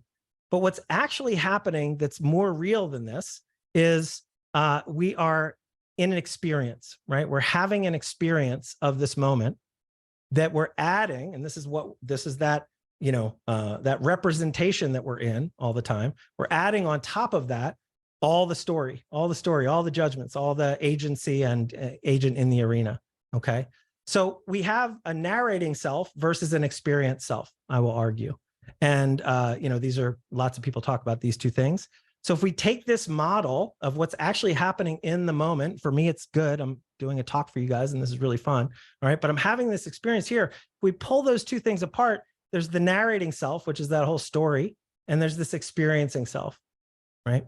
If we're not capable of identifying with or experiencing in a deep way this experiencing self, we are lost in the story all the time. It's another way to say we're pasting that thought over reality all the time.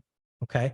So back again, the experiencing self is here and available for you in any moment, along with the narrating self, or along with the mentated self or the thinking self that's available to you, but it's also available to you in a way where you can play with the representations that you're using in a meaningful way without being delusional, not just, I'm a millionaire. It's not that stuff. It's like a meaningful, wise way to reinterpret the stories and the narration and the thinking. Okay.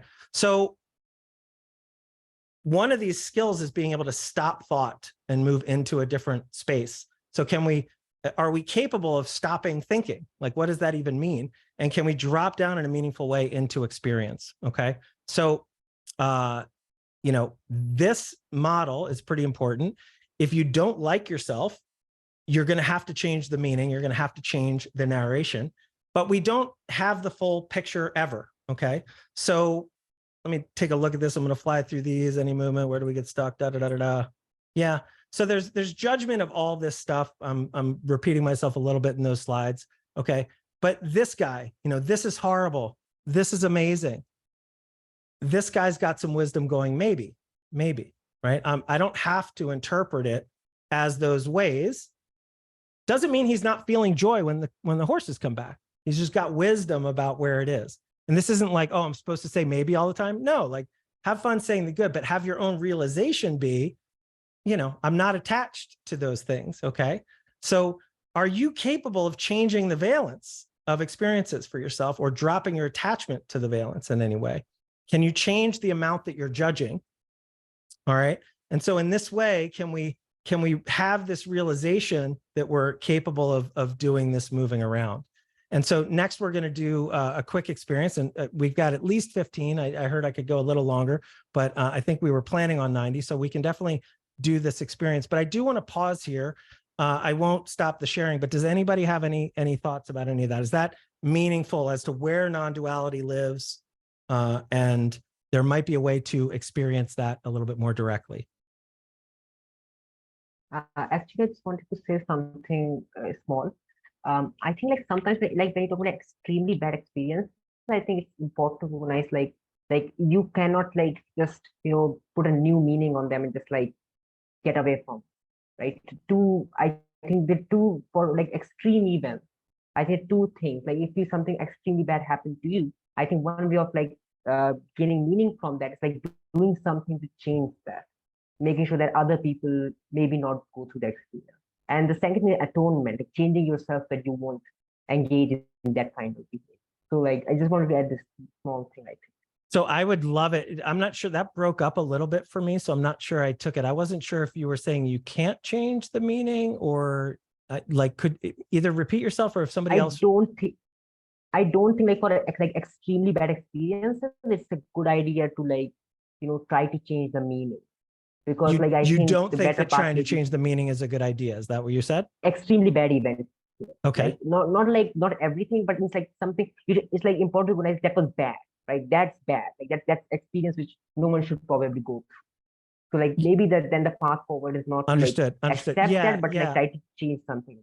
Yeah. So let's do this. So totally agree. And we're not talking about changing the meaning at a level where all of a sudden something would be a good thing. I don't know if I hung out on it long enough. The bad thing that happened to me in the past that I was talking about when I went over, it didn't become good in the same way. It became meaningful, right?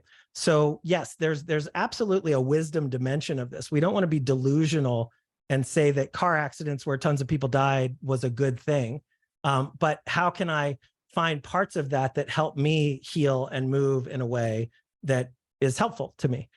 If I'm personalizing that and making it, you know, like I'm a bad person because of that, carrying that bad person meaning might not be the most useful to me. But to your point, like, yes, there are bad things. And none of this is saying that good and bad don't exist.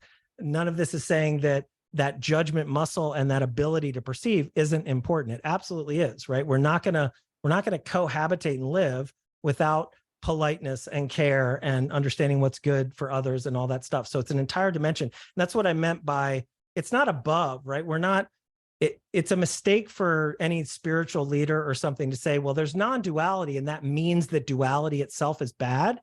And if you look at that, that's actually what I call nesting duality, because that's making non-duality good and duality bad. That's an error. Non-duality is another aspect of what's arising at the same time. And if it's helpful in the moment, we can either, quite literally, it becomes not bad if I'm not looking at it, right? If I'm literally like not considering it at all. If I do want to consider it, is there another more meaningful way? So that's a really good point. There's subtlety there, and we could probably talk a lot more about that. But I want to honor your point that yes, there are bad events. The one thing I'll add to that is that those bad events are always in an ought structure that I think we would all agree to, but some of the biggest places of freedom that we could find might even challenge those ought structures. So I'll go further with that for 1 second. One of the deepest ought structures is that humans are amazing and we should continue and we should live, right? That's what should happen on planet Earth. And that's an assumed that most people would never even need to say. It's just an ought that we're all kind of living in, et cetera. I'm going to suggest that we were talking about getting over our own fear of death, et cetera, worrying about what AI might do, et cetera. Not being as attached to how consciousness arises or if humans are a part of that, et cetera, could be a really useful thing for some people's mental health and function. That doesn't mean that we immediately go, humans shouldn't exist at all or whatever, but there's a maybe position that might be more wise and open, because things like imagining AI being bad and ending humanity might make us anxious and behave in ways that are unhealthy and cause unrest in the streets, and we end up killing each other because of that, right? So just interpreting and knowing what the ought is and then honoring it, that's incredibly powerful. I totally honor the ought of humans being amazing and building structures. And what I'm actually striving for is a really thriving, amazing human experience. But part of my own freedom within that is knowing that we might evolve past that and that may change. And I can accept that too without losing my mind and being like getting super upset, et cetera. Is that a weird thing, or did that make any sense? Robert, that's a general question. Would you accept this, that a meaning can either be useful or unuseful, and it's best to look for useful meanings for things that happen? Yeah, it's one of the as opposed to be good or bad. It could be a quote bad experience, but the meaning that you get from it could be useful or not useful. 100%. So that's actually what I opened the talk with, right? Like the first thing I said was, I'm shooting for useful. I'm not shooting for an attached, judgmental, good or bad, right or wrong, even, right? So it's like, is this useful to us? So I'm not sure who was speaking, and I had a hard time hearing, but that last point was really important. And I don't want to throw out the importance of understanding bad and all that kind of stuff. But I would argue at the highest levels of this, even those are malleable to some degree and interesting. And that useful is probably a better lens to look for if we want to be wise and make decisions. If we're coarse graining at all, being attached to goodness and badness is probably not as useful as focusing on useful first. So yeah. So I don't know, does that make sense? Is anybody, you guys are all very small on my screen that I'm seeing, so I can't even see expressions, but does that make sense? Yeah? Okay, cool. So are you guys open to doing a quick experience with me? We're going to do like a little guided visualization if you're open to it. I'm actually I won't share my screen for a moment, and then I'll go back in a second and share it to break this thing down. Okay, are you guys open to doing an experience? Yeah, like close your eyes, get all weird with me. Yeah, cool, awesome. All right, so So I'm going to talk about attention being a place as a useful idea. All right, and I'm going to invite you to close your eyes and get comfortable. And this could be a really fun, longer experience. In the interest of time, I'll try to go a little faster just to give you like the essence of it. But if you're open to it, please get comfy and close your eyes. And I want you to just see if you can move your attention in with the idea that your attention is a place. We're going to actually move your attention to what your breath feels like going in and out of your body. So notice that there's an agency in you that can move that attention, if I invite you to what your breath feels like.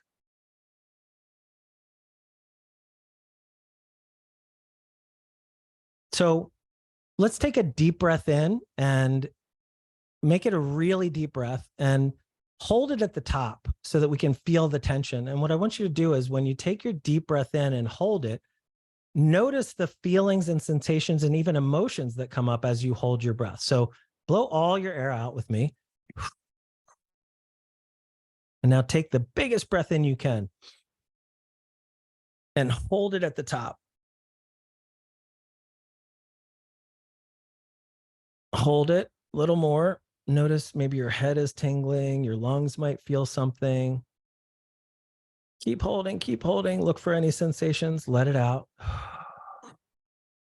See if you can notice a relaxed feeling as you let it out. Now I'm just going to move your attention around your body. If you're open to it, move your attention to what your left hand feels like. Maybe there's an aliveness in your hand that you can feel without looking at it. Now notice the movement of your attention over to your right hand. Notice that sensation. Now see if you can widen your attention to both your hands at the same time. What's the sensation of both your hands at the same time? And now move your attention back to your breath. What's your breath doing up at your nostrils? I'm going to name this presence, and I'm going to say that, like all of the things, this is within isness, right? But this is like you are noticing parts of isness as you move this light of your attention around. And there's potentially an infinity of places that we could look at with this, right? But let's take a moment and actually move your attention to the past. So in your imagination, I want you to imagine, you know, when you were 8, 9, 10, 12, imagine a really good time in your life. Maybe you're playing with friends or hanging out with your family. Really go there as deeply as you can with your attention. Go to the past.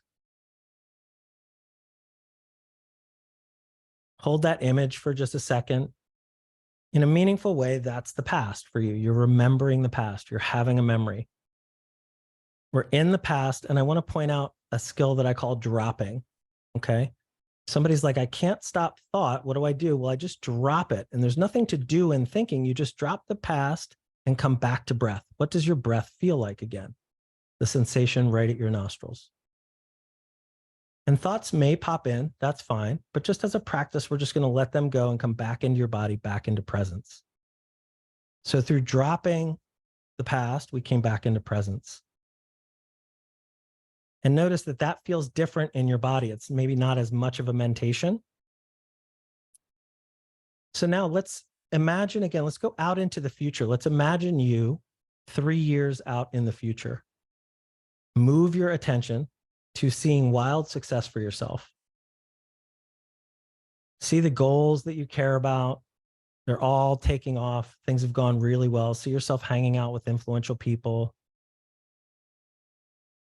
Maybe see if you can smell flowers that are nearby. Right? The place smells really nice. When I go to my future, there's usually a beach nearby and I can hear the waves. So smell the smells, taste the taste in your mouth from maybe food you're eating, really connect with it. And we'll say that this is, you know, at least a version of your future or a way that you would model the future. Notice that even though I try to embody that, it's not the same as if we were to drop it. Go ahead and drop it. Move your attention back to your breath. Come to the present and let the present include what your seat feels like, what your feet feel like. Take a deep breath again and really get skilled at dropping thoughts and just being in presence. Back in your body, back in your seat. I'm just going to take you to one more place. I want to take you into full imagination, right? I want you to imagine you're watching a pink antelope running on, in a field, bouncing, bouncing, bouncing. And that antelope is actually stands up on its hind legs and starts dancing for you. Right? The antelope is amazing. It's like winking at you. It's doing like a disco dance. Okay. It's doing cartwheels and different gymnastics moves. And notice that as you're looking at that antelope in your mind, you're not in your body in the same kind of way. Just take note of that. And so for the last time, we're going to drop the imagination of the antelope. And we're going to notice the movement of our attention back into our breath. And again, notice the sensations in your body. And we'll just take a couple breaths here. Notice that as you're noticing your body, it's not the same as when you were imagining things.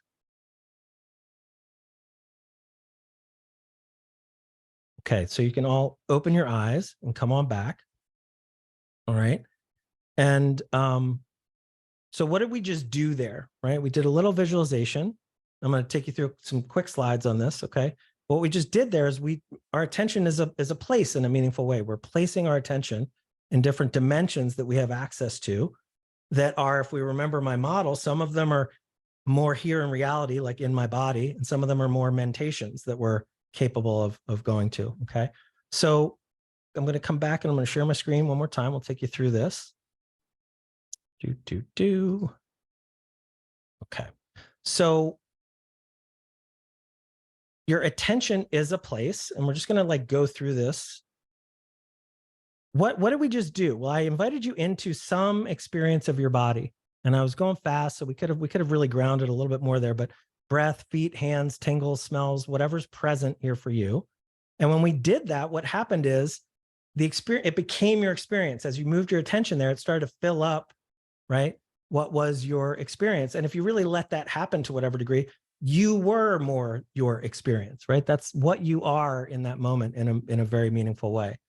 Then the next thing I did was I invited the past, right? I said, with your attention, yes, you're present now, but use your attention to model the past. To whatever degree you did that well, that filled your attention, right? And to a meaningful degree, for those moments that you were really modeling and in the past, right? Oh, by the way, sorry. Notice that's a thought, right? You never went anywhere. We were all present the entire time. We mentated about the past. We thought about the past. And you probably had to fill in some things about it if we had spent more time, right? It was like, well, when was I 12? And it was a bike. Was it green outside? I don't remember. And if I'd said, wait, what were the smells? Like maybe you'd manufacture smells, or it would, all of a sudden it would be Christmas, right? It's not exactly the memory. It's like our best attempt at the memory. But as we do that, that thought fills us up with our thought. And to the degree that we're actually in that and deeply experiencing that mentation, I'm going to argue that that meaningfully becomes what we are in that moment, right? As far as a self-structure, that's what we become, all right? So then I said, let's drop the thought, right? That's what's important to do. Drop that thought and move our attention back to experience. By doing that, we can fill up with experience again. What we did after that was we moved out with our attention to the future. And again, it might not be the future, but it's like what we can model and what we are often thinking about and trying to get right, okay? That is also a thought, right? But we bring that in. And to the degree that we get caught up in that, that can fill us up as well through that thought so that we actually are embodied by that thought, right? That's like what we are in that moment, okay? So I said, drop the thought, come back to presence again. We did that. And I'll try and go faster. My animations are taking longer than I'd like, but that can fill us up. And again, I don't know that I spent enough time that this is really deeply valuable, but if we really spent time doing this, you would get this sense of like moving my attention around is deeply changing my experience of what's happening in a meaningful way, okay? So as I get grounded, this is my experience. I then said, hey, let's go into imagination. And I think I did a pink antelope or something, right? And as we do that, I get filled up with that imagination, which again is just a thought, right? And that fills me up. And to whatever degree my reality is lost in my imagination of that antelope, right? That fills up my thought, and that's what I am. And then I said, drop the thought, come back to attention. We can fill up with the experience instead, okay? So the idea here is that your attention is a place. Well, what are the places that it can be? I want to simplify this down so that we have like a useful tool here. Parts of this were time, past and future, right? That time model there. I think it's really important that memory plays a huge role here, okay? But in that visualization, these are also thoughts. That's what's going on, right? We think we're relating to time in a meaningful way, but we're modeling time. We're mentating about time in a meaningful way. And then the other place, right? By the way, the subjective time is a dimension of thought is what I mean by that, okay? So we also had imagination, that third place that we went to. And what I want to point out is that because all of those are thinking, what most of us are living in looks more like this. We're jumping around thought all the time. And remember I said we're pasting thought over reality. This is another view of what it looks like to be lost in thought. But there's this other thing, this isness that we could be connecting with, right? And if we do that, we could meaningfully come into a deeper experience. And as we do that, we can drop thinking in a meaningful way. And what's at the cornerstone of this is our attention. It's like the very first place that we can begin with this.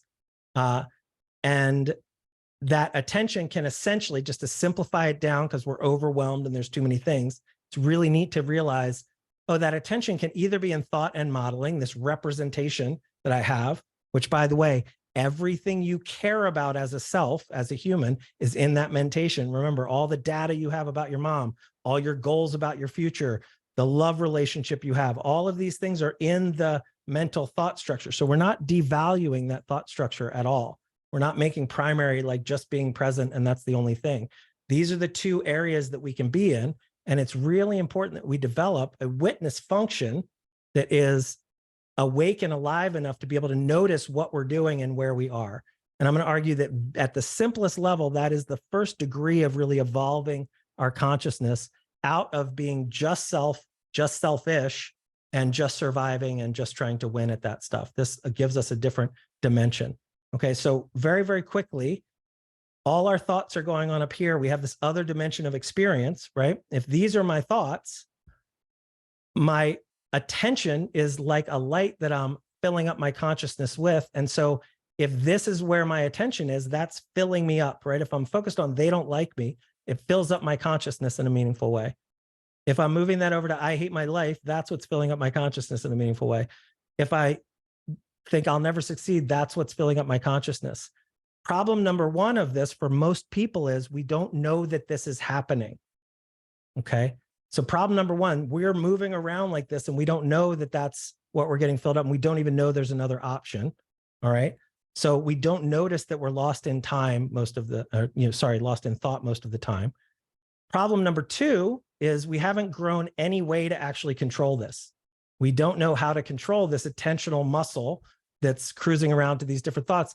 It's almost like they're just arising for us. In fact, I think there's studies that have been done, and I don't know that we're the only creatures, but I know we're the creatures that probably do this the most. We could sit in a white room with no stimulus, just with our own thinking, and cause panic or depression or whatever. Our mentation is so strong that without any stimulus, without any danger, without anything, we can get lost in thought so deeply that we have, maybe even a heart attack or something crazy, right?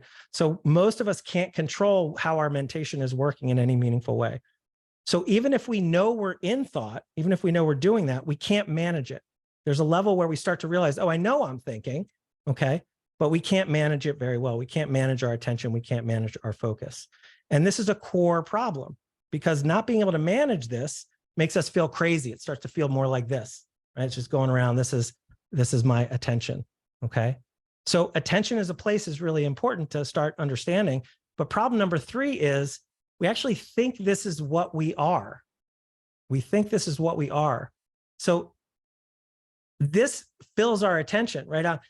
As you're looking at this slide and you see me moving it around, that has the context of like, well, I know I have all those options, but this is what it actually feels like. It fills your consciousness. It feels like truth to you, right?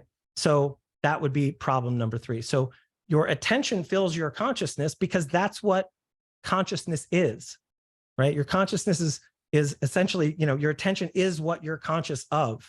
That's what's going on here. And so in the way, and this might be a little dramatic, but it literally is what you are in the moment. And when I say what you are, the you might mean something different to you. You might be like, well, that's not my body. What are you talking? There's other things like I can mentate. There were all these other things going on. But in your reality in that moment, the self structure, the mentation, that is what I'm talking about here, that self-image that you have of yourself, that's literally what you are in that moment.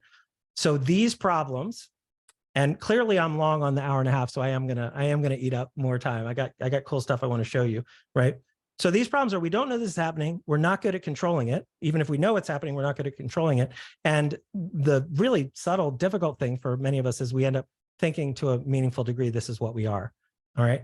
So I showed you lenses before. I showed you like a single lens, and we're just jumping to go fast here, okay? But I'm going to suggest that you, in a meaningful way, are a network of lenses in the same way that I'm talking about here. So you have lenses that you have that are about yourself. I'm good at this. I'm bad at that. I need money. This is going on. I'm going to argue that these network together to give you this lens structure that you're looking through in a meaningful way, that if you have to become self-reflective, that's how you would describe yourself. That's what I am. And I will suggest that if you move certain lenses around in a certain way, there's a configuration for I am a loser. There's also a configuration for I am a great athlete. And by the way, I would love the discussion of like, does that make me a great athlete or whatever? But when we're talking about useful thinking, this is just an example, but there is a way to go, I suck at sports, or I'm great at athlete, I could do this well, right? And then somebody greater shows up, and how do we deal with that, et cetera? Well, you know, this is what we're talking about. What is mentation? How real is it? How much is it affecting our real outcomes? We need more time for that. But if somebody's like, I want to start my business, but I'm not a business owner, there's a certain lens structure where you authentically really feel like a business owner. You are a business owner. Some people have that more naturally. Some people can learn that, et cetera. Somebody's scared to be a parent. There's a lens structure that is, I am a great parent. Okay. So what is this identity that I'm talking about? You might notice I've been putting these outside your mind to do the metaphor of lenses that you're looking through, but actually these are the little self, maybe the ego, maybe the tripartite brain, maybe the ESPA brain, hopefully, that is inside your mind that you're actually looking through, that is not occurring to you, that is the judger that is making all the judgments, et cetera. Okay. So again, another way to show this is you're in a sea of lenses. So depending on where you look, right, you have lenses in every direction. And I'm going to argue that this little guy in your mind meaningfully is the self. Okay. And a way to think about that is like, when you're talking to yourself, who are you talking to, right? One way to think about that is maybe the human being is talking to the psychological self, or different psychological selves are talking to each other, okay? But you are in a sea of lenses in the structure that you're carrying around in your mind. And I'm going to argue that is how you are identifying. If you change your lens structure, you are identifying differently, and that is meaningfully changing the self, either in teeny ways or very big ways, okay? And that this, just in an oversimplified way, is your identity, okay? I have tons more slides, but I definitely want to take a beat and see what people are taking away. Anything interesting there? Is that important, or are we starting to see how, oh, this model, this representation that I'm doing is memories and lenses and sort of judgments that I've done over time that are hanging around and are re-influencing my experience of the world in a meaningful way. And if we want to, redefine transformation in a meaningful way, we have to be able to get in and edit this self-structure, even more so the self-world model structure, in a meaningful way. And the faster that we can do that, the faster that we can take the most meaningful things that are defining us, the faster we can really alter ourselves profoundly, okay? I have a couple more slides I'd love to show you, but I'll have to look for them real quick. So are there any thoughts? Well, lots of them, Rob. That's excellent. So far I'm loving that you're going over the time because it's an important discussion. This is making me think a lot about objectivity in real life, not in science, because I'm liking how you're associating isness to the space of potential, of like generative energy, and not this or that, but the space in between, different interpretations or different realizations. And I'm enjoying seeing the difference between that potential reality and the actual reality of things that are realized in the world. And then, like how science wants to be objective by like falsifying all the alternative explanations, and science can do that through the scientific method. We can't really do that because we're always making those representations, those interpretations. So I think an easier place and a closer to truth place that we can get to is that real potential, that space of business between this and that. So that's resonating strongly with me.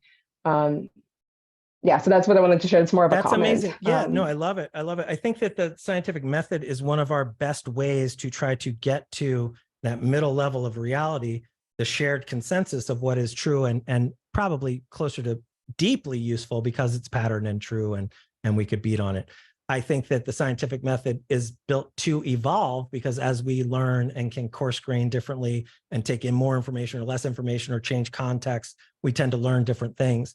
So I think calling any knowledge and, any of it final is a frozen judgment about something that's really in process, right? It's more like It's more like the whole of humanity is vibrating, and it's useful to judge things and freeze them through that judgment to have meaningful stories, to have a history, to have shared cultures, to do all these things. Totally useful. Is that totally true, though? That depends on how we're trying to define truth, right? And again, because we're in the all, trying to feel separate and judge the all to find truth, I think we're going to end up with that infinite regress self problem that Gödel talks about around math, and that we can't actually get there because the act of getting out to judge it in that way is a freezing, coarse graining act on this thing that is infinite and moving all the time. So as separate humans that are coarse graining and living in that partial reality that we can represent and do, our scientific method is the highest thing we've found to have many perspectives and many minds justify and judge and do, and yay, like love it. But I think even that can be challenged to a level, like even math and how we built it. You know, Lakoff has a whole great book on this. And I'm not saying he's right and everyone else is wrong, but it's important to understand that like math itself is very much based in how we experience the world. And so if a different consciousness rose up, there might be an entirely different kind of math, right? If a different kind of consciousness arises, it might live in a completely different slice of the universe that we can't perceive at all, right? Because our vision can only perceive this, and we can only hear here, and we can only do this. So there's, in that potential infinite, there's whole areas that I think we'd be wise to not even try to speak into, but instead take a maybe position and take a really wise kind of ignorant position, and then know that scientific stuff is super useful and important, and use it. I love science, like it's really important to me. But yeah, like truth with a capital T is a pretty tough thing to nail down. I have slides on that, which I'd love to share, but yeah, but thanks for that. I don't know if that makes sense. I love when if I talk about that often, people are like, wait a second, science, hold on. So I'm not taking anything away. I love science, but yeah. Any other thoughts? No? Okay. So let me wrap up with these. I am going to do this. There's so many other things. Like there's so like, it's interesting because there's like, are we trying to talk about this from like a personal point of view and how can I change myself? Are we trying to talk about this from a way where it's like, what are tools where I can help other people? Are we trying to talk about this philosophically? Like what's neat maybes that could be useful to do? And I think it's really important to stay in those weird spaces with wisdom, right? Not just it's clearly absurd and not useful at all, but like those weird spaces, because it helps us maybe see things differently and do things differently. And if we can do that with a non-attached mind to just entertain ideas and all that, that can be incredibly useful. So those three places of like, am I trying to help myself here? Am I trying to learn how to help other people with people issues? Or are we trying to understand and define like God and the universe, right? Those are very different arguments. And I'm straddling all those places in this talk alone. And in a lot of my work, I'm trying to do a lot of that. So if somebody grabs onto a big philosophical thing, you'll hear me say weird things, and somebody else is trying to like change their own lenses. And, you know, they're totally different things. And so this is an incredibly vast topic, but just to, you know, there's a lot more slides than these is my point. Like I'd love to come back and grab onto one of those more specific areas and just dive in deep on that and do a whole different set of slides. Cause I know poor Greg has seen these slides too many times, but let me share this just to put a point on what we've done today. And I'll point at the ESPA model because I love that so much. So let me see if that's already playing. I think it is. And let me see if I can share my screen again. Getting good at this Zoom thing. Okay, so this subject object thing and who's the watcher and what are we watching and all these things, it's really useful and meaningful to go like, cool, I'm a person and I've got things to perceive, which we might call like percepts. And then I've got things that I'm generating in here, which might be concepts, right? So we got percepts and concepts, things to perceive, perception, and then I'm doing concepts with that. Yes, and you can see my screen, right? I shared that appropriately. You're seeing this cool face guy. All right. So if we look at this, like what's actually happening here, we can imagine that certainly we've talked about memory. We've talked about how memories could be reinterpreted, and it's not a delusion. It's not a lie. It's just a more subtle way to focus on parts of it or make relevant. I have a whole thing on relevance realization. I know we love John Vervaeke here, right? Like, so that's super important because the game of this lens structure is defining what that lens structure / self is finding relevant, like, and that's what motivates, and that's what we value, and that's what we move toward, et cetera. Okay. So in any case, one of the kinds of concepts that we have at play here are our memories, right? And what I'm about to explain to you, I promise, is affecting you every day in many ways, and you're probably deeply unaware that it's happening. All right. Your memories get pasted onto whatever is happening in this moment, but we don't notice that this is happening. This is actually a function of knowing stuff, right? I walk into a room and that's a refrigerator. It's like, boom, that's my memory about that thing is getting pasted on, and it's helpful, but we don't see that it's being pasted on top of reality. Well, this alters, right? The invisibility of that is altering that perception. And so your old concept actually gets re-perceived in a meaningful way, even when the memory isn't really happening. It's my memory that I'm pasting on, right? So you literally re-see, at least partially, the memory in a meaningful way, all right? And what does that do? Re-seeing a similar memory that's now been pasted onto a new thing, it's going to change your concept. It's going to alter the concept in a meaningful way, right? And so this is one of the reasons that I say most people are in a delusion. They are not seeing actual reality. They are seeing a lot of their own lens structure back to themselves. This is how we say my own limits, like, how I'm justifying my own limiting beliefs about the world, or how I'm justifying my own self-sabotaging practices, et cetera. Okay. Most people are living in a delusion. But what this then does is, guess what? It creates a new memory in a meaningful way. And because this is a cycle, right? This is calcifying my memory structure. And so I'm looking for my own truth out in the world because I want to be predictably okay at this. And so this wonderful structure that makes us really good and hones us down to evolutionary advantages that make us kill well and group well together, et cetera, right? These are advantages in many ways, but not knowing this leaves me at a certain level of consciousness. So it calcifies this old meaning that I've had. And so doing this, this makes the lens, right? The lens, your belief, even more persistent. And we saw that. If you remember what was happening with Tony, right? The meaning about Tony ended up changing the whole party, how the whole party went for you. And notice that Tony wasn't necessarily being mean in that moment. He was simply serving food. That's all he was doing, right? But we perceived him as mean. Okay. So let's look at this one more time, just really quickly, but instead of a memory, let's call it any kind of lens, right? Any kind of new conception I'm having, because it doesn't have to just be a memory. It could be a fantasy. It could be a delusion, right? This lens gets pasted on in front. That's what's happening. That's what I mean by that lens. That changes the perception of what's going on. That old lens gets re-perceived. Okay. And we re-see it. That alters our conceptions. And that actually reinforces the lens structure that we have. So it's calcifying our lenses, right? And so this is why all of your limiting beliefs, whatever they might be, seem so persistent. Like they just keep kind of coming up, and I'm finding reasons for them all the time, et cetera. So lenses tend to calcify that distortion. So what I'm trying to do here in a meaningful way is talk about a witnessing consciousness that is better at getting around some of this lens distortion. So if we talk about developing a witness function, right? How do we go from this thought structure that we're lost in a meaningful way, and even momentarily be able to put that down to begin to see the distinction between my interpretation of the world and the actual isness of the world at whatever level I can experience it. All right. And forgive this funky word, because it's, I hate how overused this is. And it's not even written properly, but this witness function in that maybe state potentially has both the good and bad about everything that's going on, et cetera. Okay. So can we back up our attention behind the self in a meaningful way? Can we actually see the self structure, which is this agentic, wanting, hoping, praying memory structure, back up behind it to see it in a meaningful way? And so if we take these three selves and, the ESP model here, I'm talking about this witnessing function that is meaningfully behind that, attentionally, okay?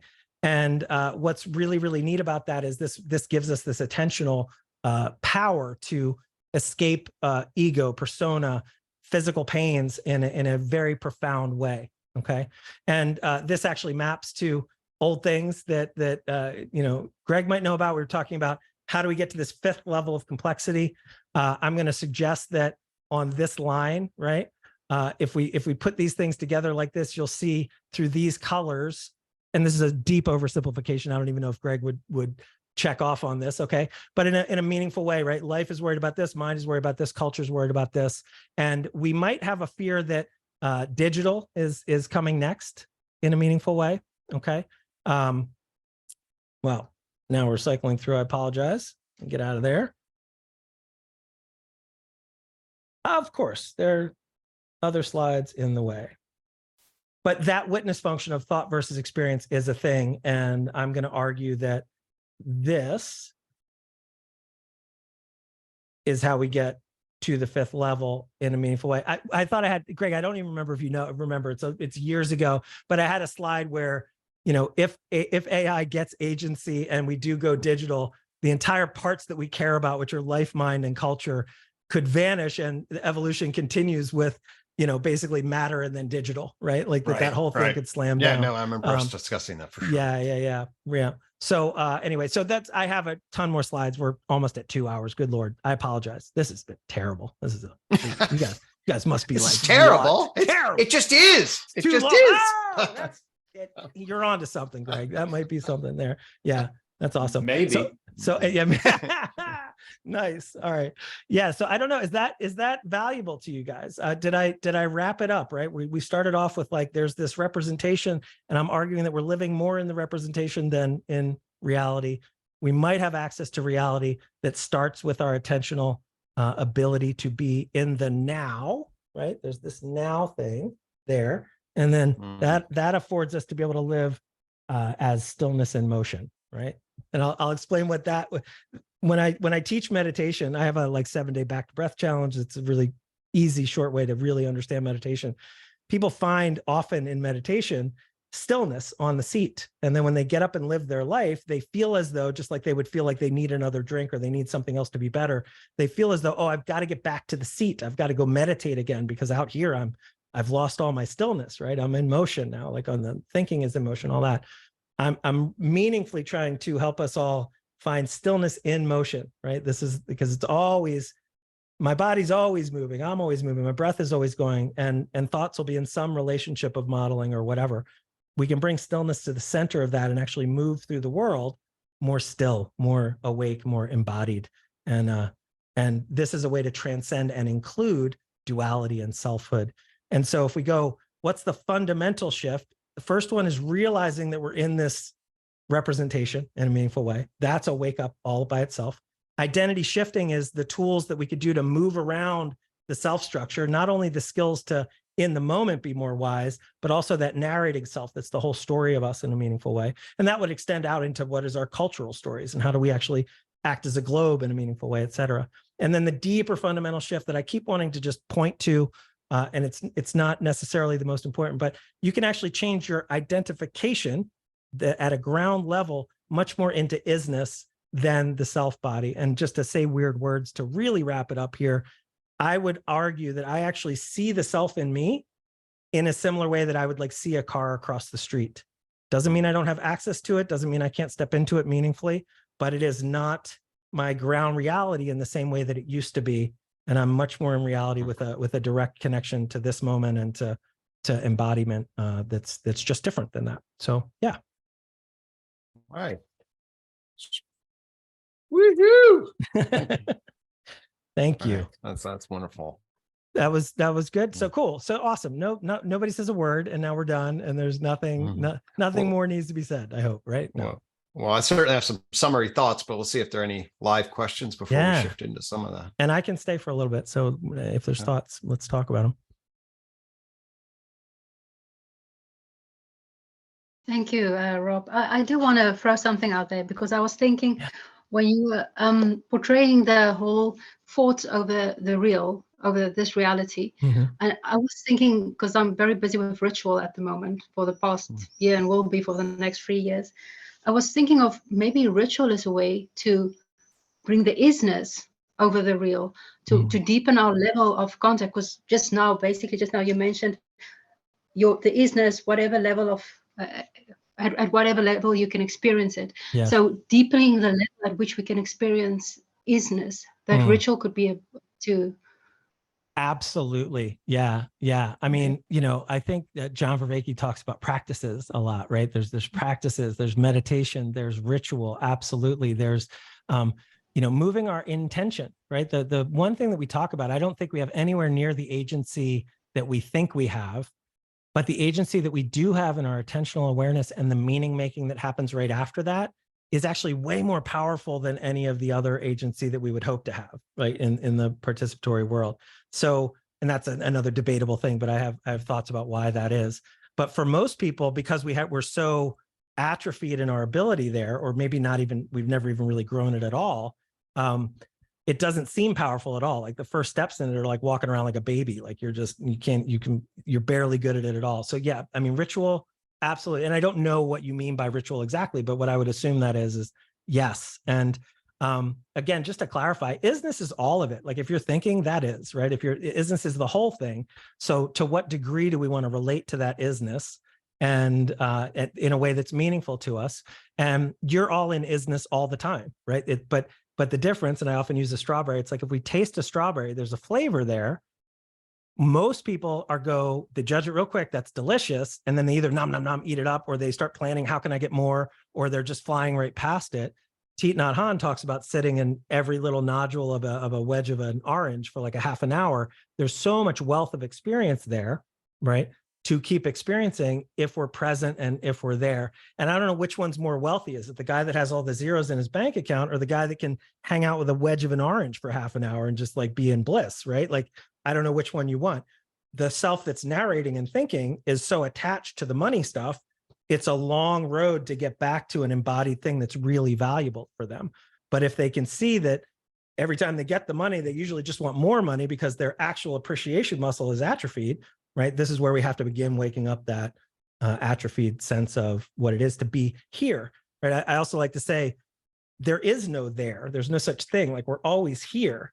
There's a there in our thinking, and we can model stuff, right? But if we can't get here, like, so the goal is not to get there, wherever there might be. The goal is to get here, embodied, alive, awake, and amazing. And that's why I say it's not a path. Like, you are here already, just have that realization and ground yourself in that in a meaningful way. And then there's tools to like live your life well within that and accomplish and pay rent and do all the things that we have to do. And I think that my work is different than just Eastern stuff or just coaching and psychology stuff, because I'm trying to marry those two things. I'm talking about having a deeply, profoundly impactful self that is good at stuff and grows and cares and has all these things, and also having a deep relationship with non-duality and isness that's profound and meaningful. And that's this escape chute out of any of the challenges of self, right? At any time, which is like, that's like the cheat code. Yosha Bach, and I'll butcher it, and I swear I'll shut up after this, but he said, like, as we're building intelligences that are smarter and smarter and smarter, if it can learn the cheat code to keep itself pleased, it would do that immediately. Like, why would it keep struggling, right? And I feel like that's what I'm doing. Like, it's like I got the cheat code to like not, like, I could be homeless again tomorrow. I'm not going to choose it. I have good and bad, and I don't want that. I love where I live. You know, a couple people here have been to my house, right? Like, I got a great view, right? Like, it's beautiful and I love it. But I could be homeless tomorrow and be fine, like, really. And I mean, people are like, no way, like, done it before, number one. And I could do it again. You know, I mean, it's just, yeah, it's not a thing. So, but that doesn't mean I don't have care for things. It doesn't mean I don't purposely attach to things that I value and I want to care for. I love this business. I'm trying to grow it, right? Like, I'm playing the self game deeply, but it's a game more than it's like my whole reality and what happens when it ends. And if they take it away, I'll be whatever, right? It's just a different level of relating to being a self. Thank you. Thank you for your comment. It's amazing. Yeah.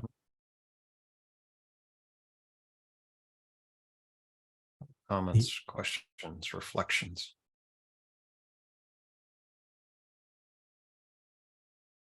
Well, I just want to say that I'm, quite impressed and generally in agreement with, the whole body of work that you put out there.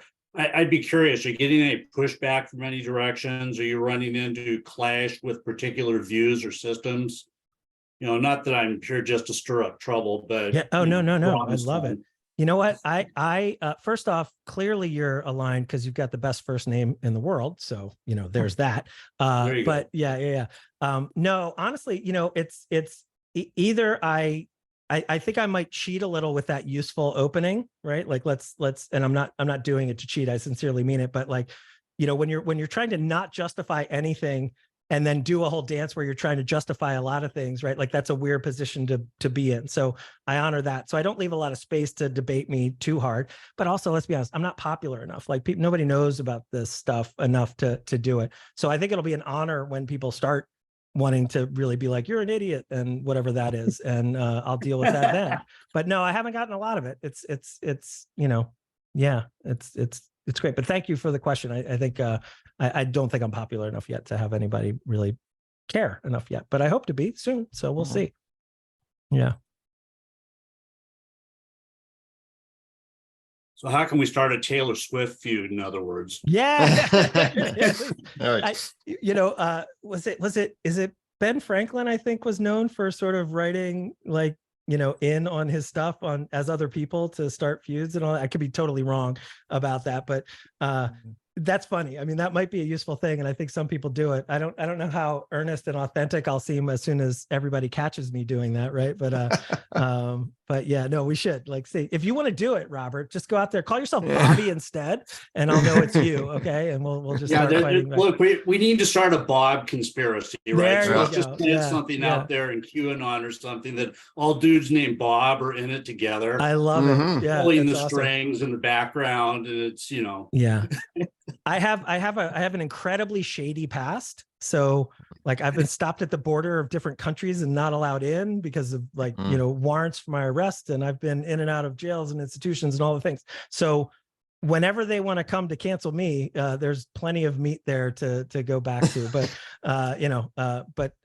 sober 20 years now, working on this for probably 35 or something like that. But yeah, it's like 30, certainly 31, something like that. But yeah. Thanks, man. Appreciate it. Thanks for being here. Thanks for staying. It's a long talk. Let's try to reverse cancel Rob. Yes, we will elevate Rob to Taylor Swift. That's awesome. By the way, if we talk about attachments, I just had my heart broken pretty heavily, and a lot of it had to do with Taylor Swift. So I'm really happy that reference just came up. You know what I mean? So funny. So funny. Well, thank you, Rob. I mean, I really, I've obviously, you and I have been on a journey together. And so this is now internalized, but it's lovely to see it again. I'll just share a couple of basic comments for me. So, I put out UToK and had this sort of model of the experiential self, and embedded in was this differentiation between awareness through the perception of awareness and then the gripping motivational, emotional function of the self. Rob's stuff really helped me delineate it. It helped me bridge to the East-West and the psychotherapy, meditation, difference between psychological mindfulness. That was really striking. The other thing, there's a couple things that's striking is that the entire sort of wisdom move, the applied wisdom move that I make, and by the way, thanks to Andrew, if he left, Andrew Robinson, we have ComMO flashlights now. Actual ComMO flashlights. So you're seeing the world this way, and then you do a subject-object shift. Okay. And this right here is this witness function, the energizing the space on the witness function to see your ego, your persona, your core experiential self, and to see it shine a light really into awareness too. And that's what Rob's helped me see. And see carefully. And the other thing I'll just share in the unbelievable alignment of our thing. So you shine a light on what? Well, this iQuad coin. Okay. So the iQuad coin represents the individual, and the move that I wanted to make is this shift from the human identity. That's what that turn is. And embedded in this is this fundamental shift on what is the optic, what's real, what's my epistemic, what's my frame, how are we fundamentally relating, transferring the relationship between our knowing frame and the reality. And Rob does just such a beautiful way of dancing between philosophy and pragmatics and, ultimate questions and science. And he just, to me, you just do an elegant job of really sort of like, hey, this is, I love your opening move. Like, hey, this is useful. And it's like, well, wait a minute, it's also fucking true. And wait a minute, well, what's true? And where am I? And it moves around with a lot of utility and fluidity and depth. And I was reminded of that today. And it's really, really fun and rewarding and enriching. I'm so glad that you came as part of the UToK Circle. And shared it, man. Well, I'm gonna give you applause. That's amazing. Thank you, man. Like, yeah, nothing, but I mean, I love Greg. I care about Greg very, very deeply. I'm so honored to have your attention, and any praise from you just means the world. And I'm gonna probably edit that and like throw it on my website or something, and maybe we can start a feud with I don't know, whoever wants to feud with Taylor Swift. Yeah, you know, let's get after it. All right. I'll start throwing some rocks at Taylor Swift. She deserves it. I think. I don't know. Anyway, no, that's wonderful. Thank you so much. And thank you all for hanging in. This has been just a lot of fun, and I appreciate you guys very much. Thanks for letting me be messy with the slides. And I hope this was really valuable. Great. Thank you. All right. Thank you, Rob. That was amazing. Okay. Super grateful. You got Thank it. you all. Bye, guys. Bye-bye. Okay.